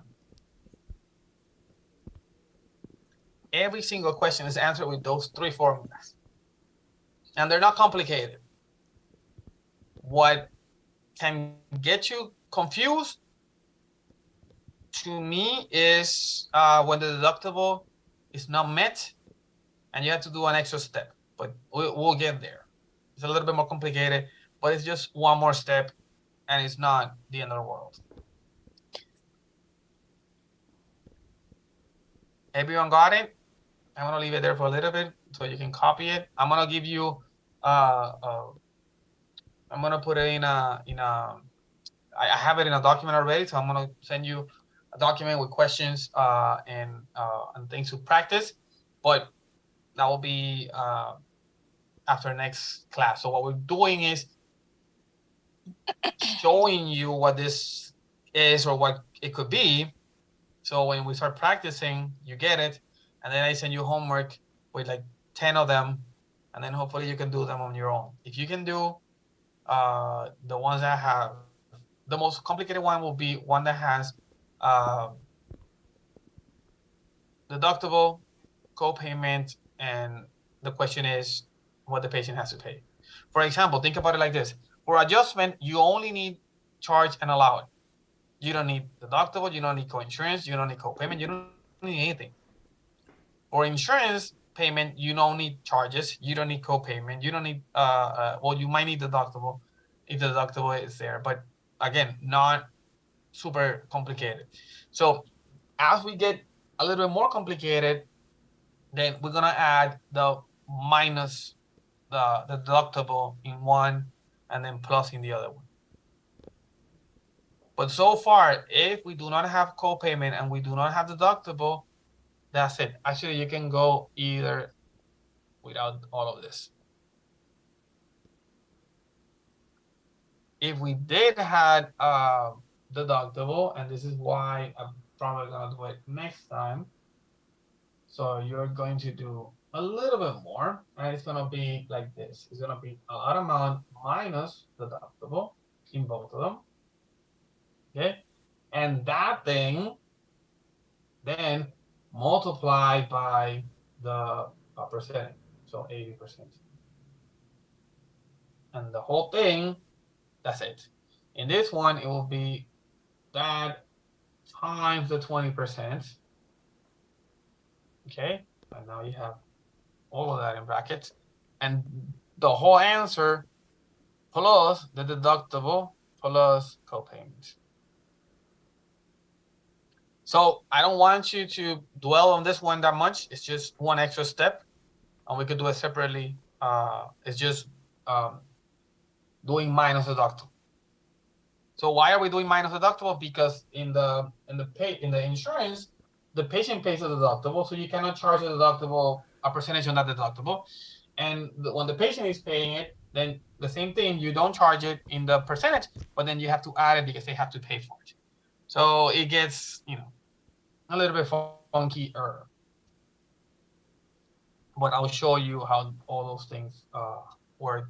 And we're gonna do probably on the next class, we'll probably do like around 15 to 20 of them. And I think one class of this should be good. And then I give you some assignments here and there with that. And at the end, we're gonna have half of a day, like just before you finish the whole program, to refresh this this part. So, yep, that's about it. That's those are the examples. Now, let me see if I can show you an actual example. Let me clear this real quick. So I'm going to show you one actual.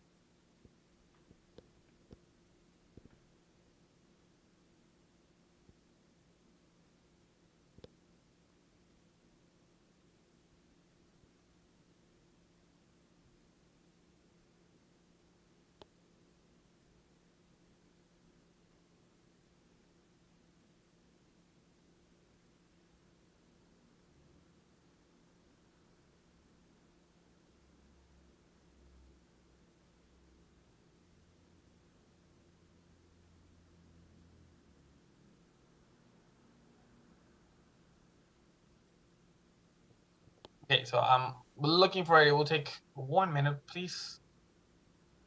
Bear with me. I have 17 accounts on this computer.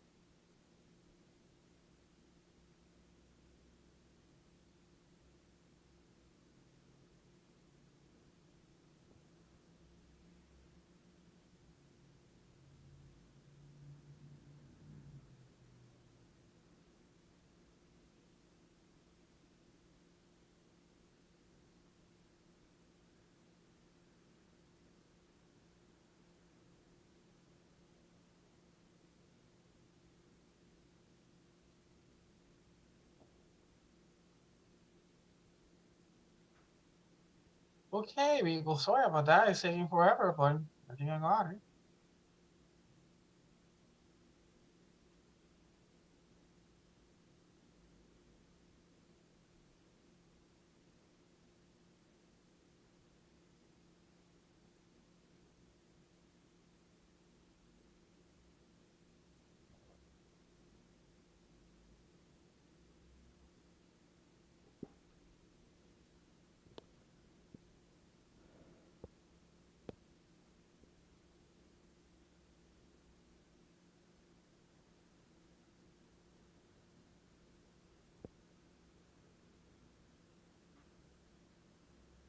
Jeez.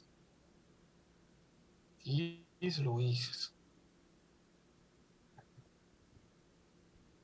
I'm gonna share my screen. Thank you for waiting.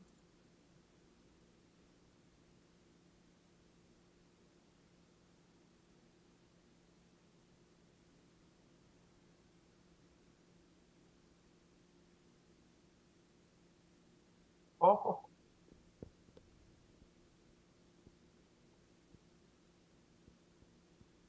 there you go. Too much. Okay, can you see the screen? Yeah. Yes. For question number 4, yeah. Say that again? For question 4, yeah. Yes. Question 4. There you go. That's an example. An example of a question. So this is how you're gonna see a question on the exam. It will tell you a story. You say a patient undergoes MBA. You don't even know what that is. You don't even care. A surgery is performed on a femur fracture. The hospital bills or charges 9,300, knowing that the patient had previously satisfied a $600 of their $1,000 deductible. So that means that there's some deductible left. We have to calculate it. And that the patient insurance consider allowable amount $5,000 with a co-insurance of 80/20. How much would the insurance have to pay to settle the payment? So there's a few things there. And I almost double here. That's not what I wanted. This. So the first thing would be the charge, which would be 93. There you go. So that's what I wanted. Let me see if I could put this down a little bit, so I can write on top. Perfect. I think I'm gonna write here so again, let's block this so you don't think that this is part of this question. This thing is not part of the question. The question is the one on the bottom, okay? I'm just trying to use the space. Again, this space in the middle. The white space here. So like I said before, we're gonna do this. We're gonna do charges. We're gonna do a lot of amounts. We're gonna do deductible. We're gonna do co-insurance. And then we're gonna do co-payments. And we're gonna do adjustments. And now we're gonna do a little bit different. The question says, how much will the insurance have to pay? So you can go here and say, and write insurance. Okay, so you already know that that's what you're gonna do. Okay, so I don't want you to answer it completely. I'm gonna send you this same one later for you to do. But let's see. A patient underwent a surgery performed human fracture. The hospital bills $9,300. How much? I mean, what is that? As a charge. Those are charges. So 93. Then it says, let's actually look for it. Allowed amount. How much is allowed amount? Oh, 5,000. Then we said deductible. So the deductible says that His deductible would be 400 because he already his deductible would be 400 because he already paid 600 of the 1,000. So it was $1,000, right? But they paid $600. So that is deductible is actually 400. 400. Okay. Co-insurance 80, 20. Co-payment. Does it say co-payment? 0 because they don't say. You can assume 0. Okay. And the adjustment, nobody's asking you, so you don't need it. You don't need it. So actually, let's actually answer the question. So for this one, we will use this. We will use allowed amount. Allowed amount times minus deductible. Minus times 80%. And then we're multiplying that by 80. 3,600. So she said, well, first, let's do allowed amount. This is the whole thing. Allowed amount is 5. Right? Minus the 400. And then that whole thing times, well, I put the percentage here so we don't get it wrong, 80%. Okay, so that is 4,600 times 80%. And I heard it already. How much is it? 3,680. 3,680. That's it. People, if you can do that, you can do 100 of them.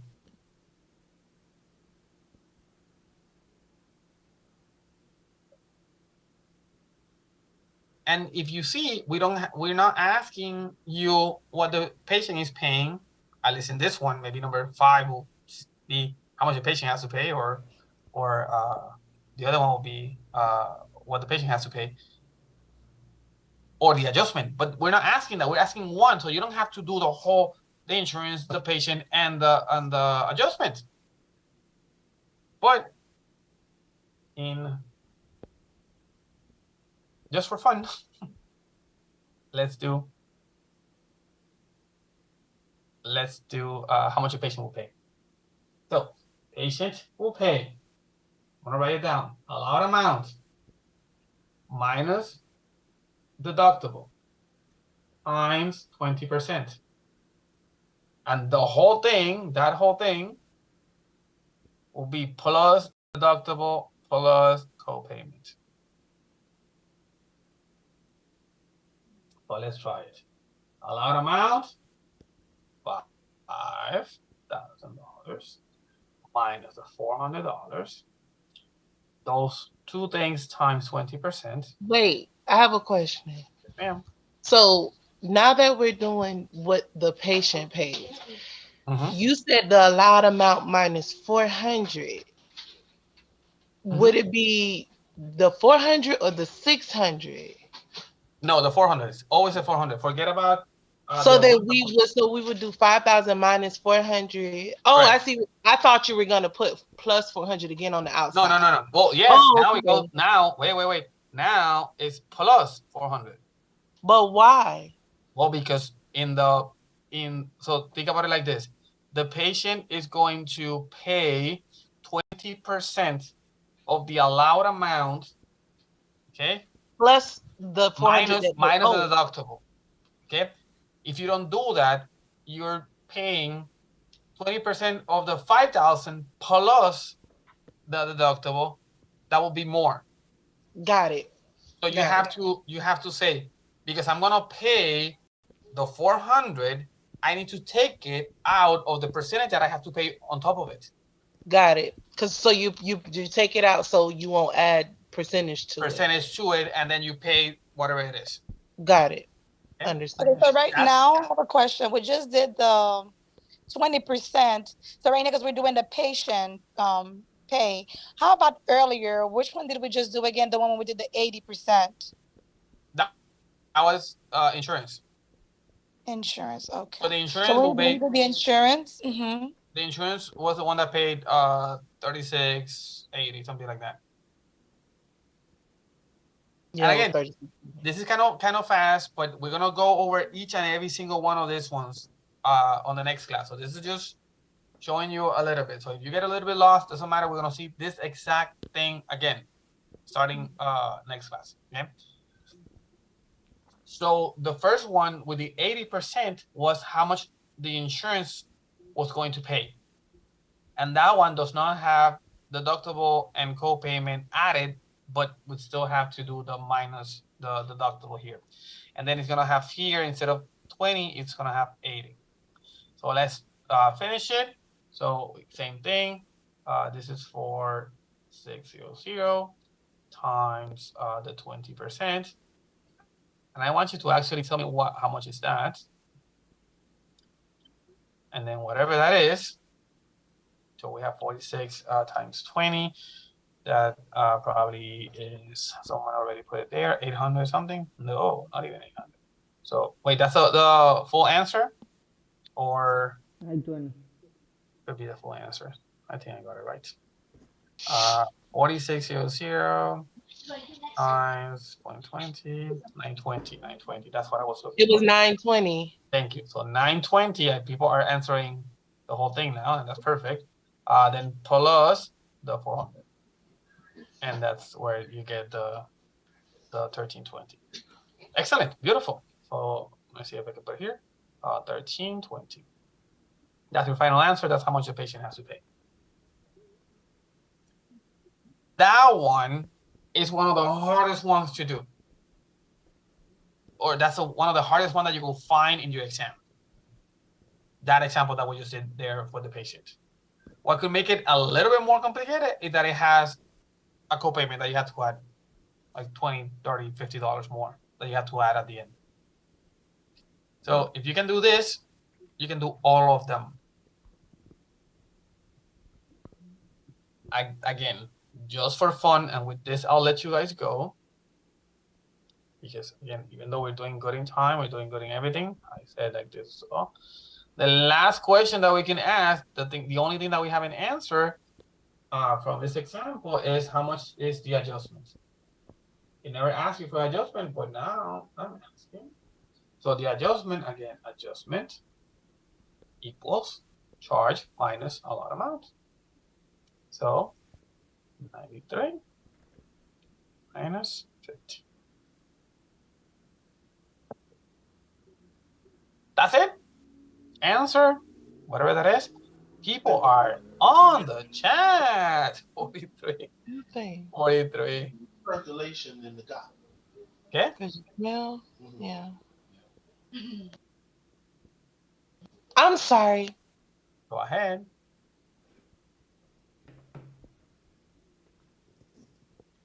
Oh, you were saying sorry for something else? Okay. Are you understanding this, my beautiful people? Are you getting this? Yes, yes. That is how complicated it will get. Not more than that.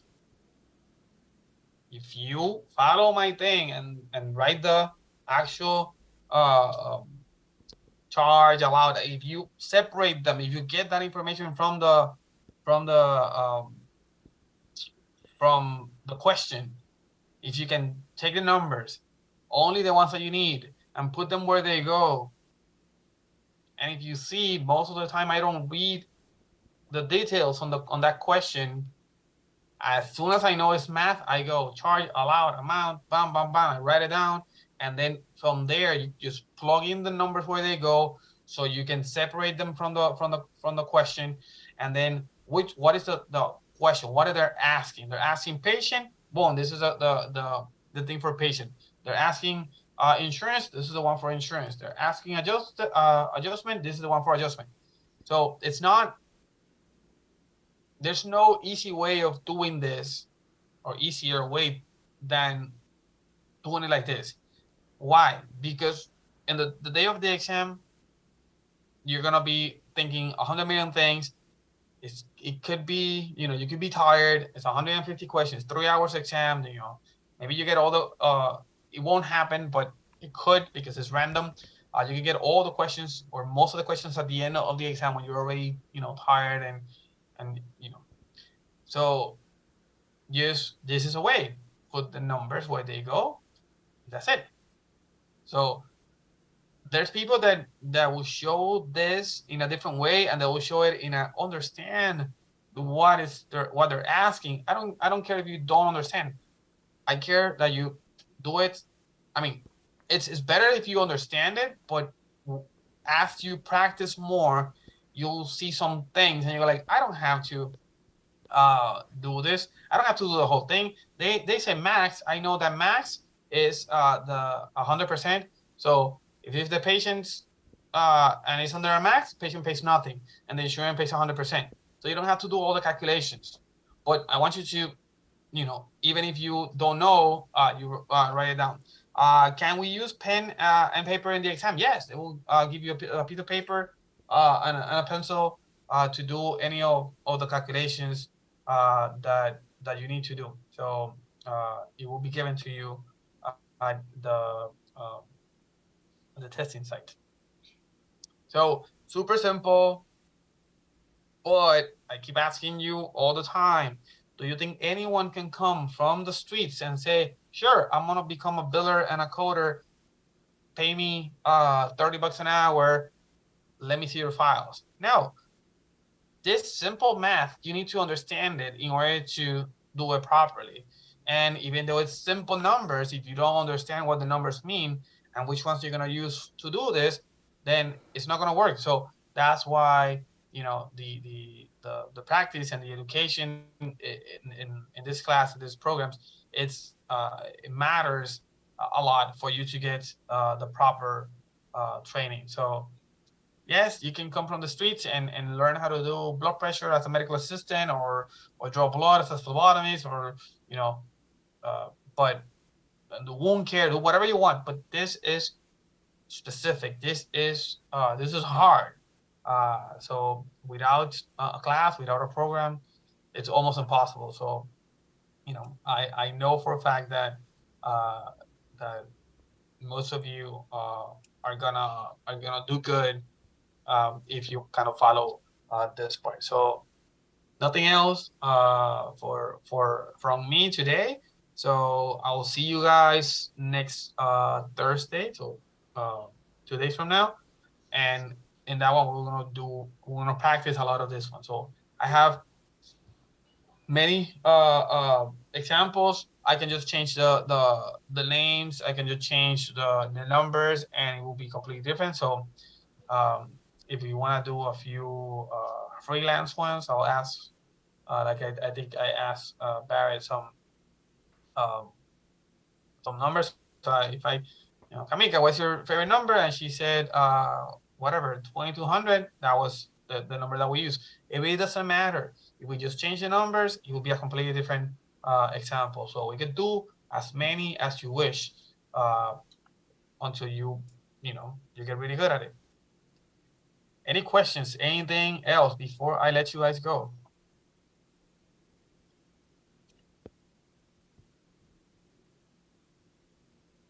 Nothing. Come on. Good, but cannot be that good.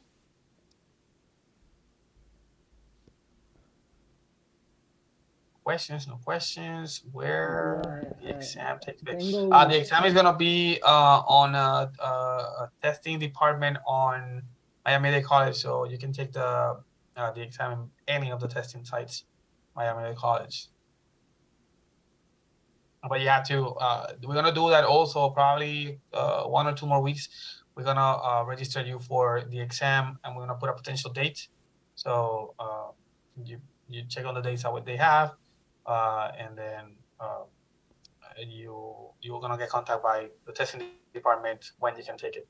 You don't have to take all of you at the same time. You can take it, you can say, I want to take it this day in this location. Somebody else can say different location, different date. It doesn't really matter.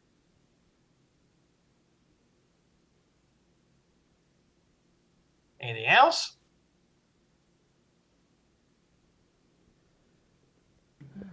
Mika, Williams, Frank, it's Lane, Yariel, Liz, Andrea. Where? ¿Dónde podemos encontrar preguntas para el examen así? ¿Hay algún lugar? I'll give you, so there's 2 questions at the same time in 2 different languages. I love it. Okay. Same thing. Okay. Practice questions. We're gonna have practice questions. I'll provide you with a mock exam. And then that's kind of like a 100 question. I had probably 200 questions that are for practice. So I'll give you those little by little. Vanessa, so yeah, Miami-Dade College. Miami-Dade College is where you're gonna get it. So testing department in Miami-Dade College. So again, any of the testing departments on any campus, any date after you finish the exam. And then practice materials, study guides, or stuff like that, we will get those to you, or I will get those for you. And I'm pretty sure I have an extra one. So probably we have between 200 and 300 questions. The same type of question that you're gonna get from the in the exam. So, and I will show you at the end kind of a study guide. It's my study guide, so it's not. I'm supposed to be sharing it with you guys, but it doesn't matter. I just show it to you as extra work. But it has all the components and all the questions from the same people that do the exam. So that's gonna help a lot. So I'll give you that towards the end, so you can start practicing and get familiarized with the way that the exam makers ask questions. And you'll see that after you read a few of them, they all sound the same. And then all of the things that sound the same is garbage, and then you focus on whatever it is. So most of the questions are going to start like a medical coding and biller does this. Okay, all of that is garbage. That's the first sentence. And then it says whatever the question is. And then I'll show you some tips and tricks on how to answer questions that you don't know. Like all of that is at the end. At the end, the last probably week or so is gonna be just preparing you for the exam. So I want you to take the exam as soon as you finish, as soon as possible. Register for the exam, have a date, you finish the program, and then maybe a week after or 2 weeks after that, you take the exam. Fresh, with all the practice, all the things, and so you can pass it on the first one. Anything else? Any other questions?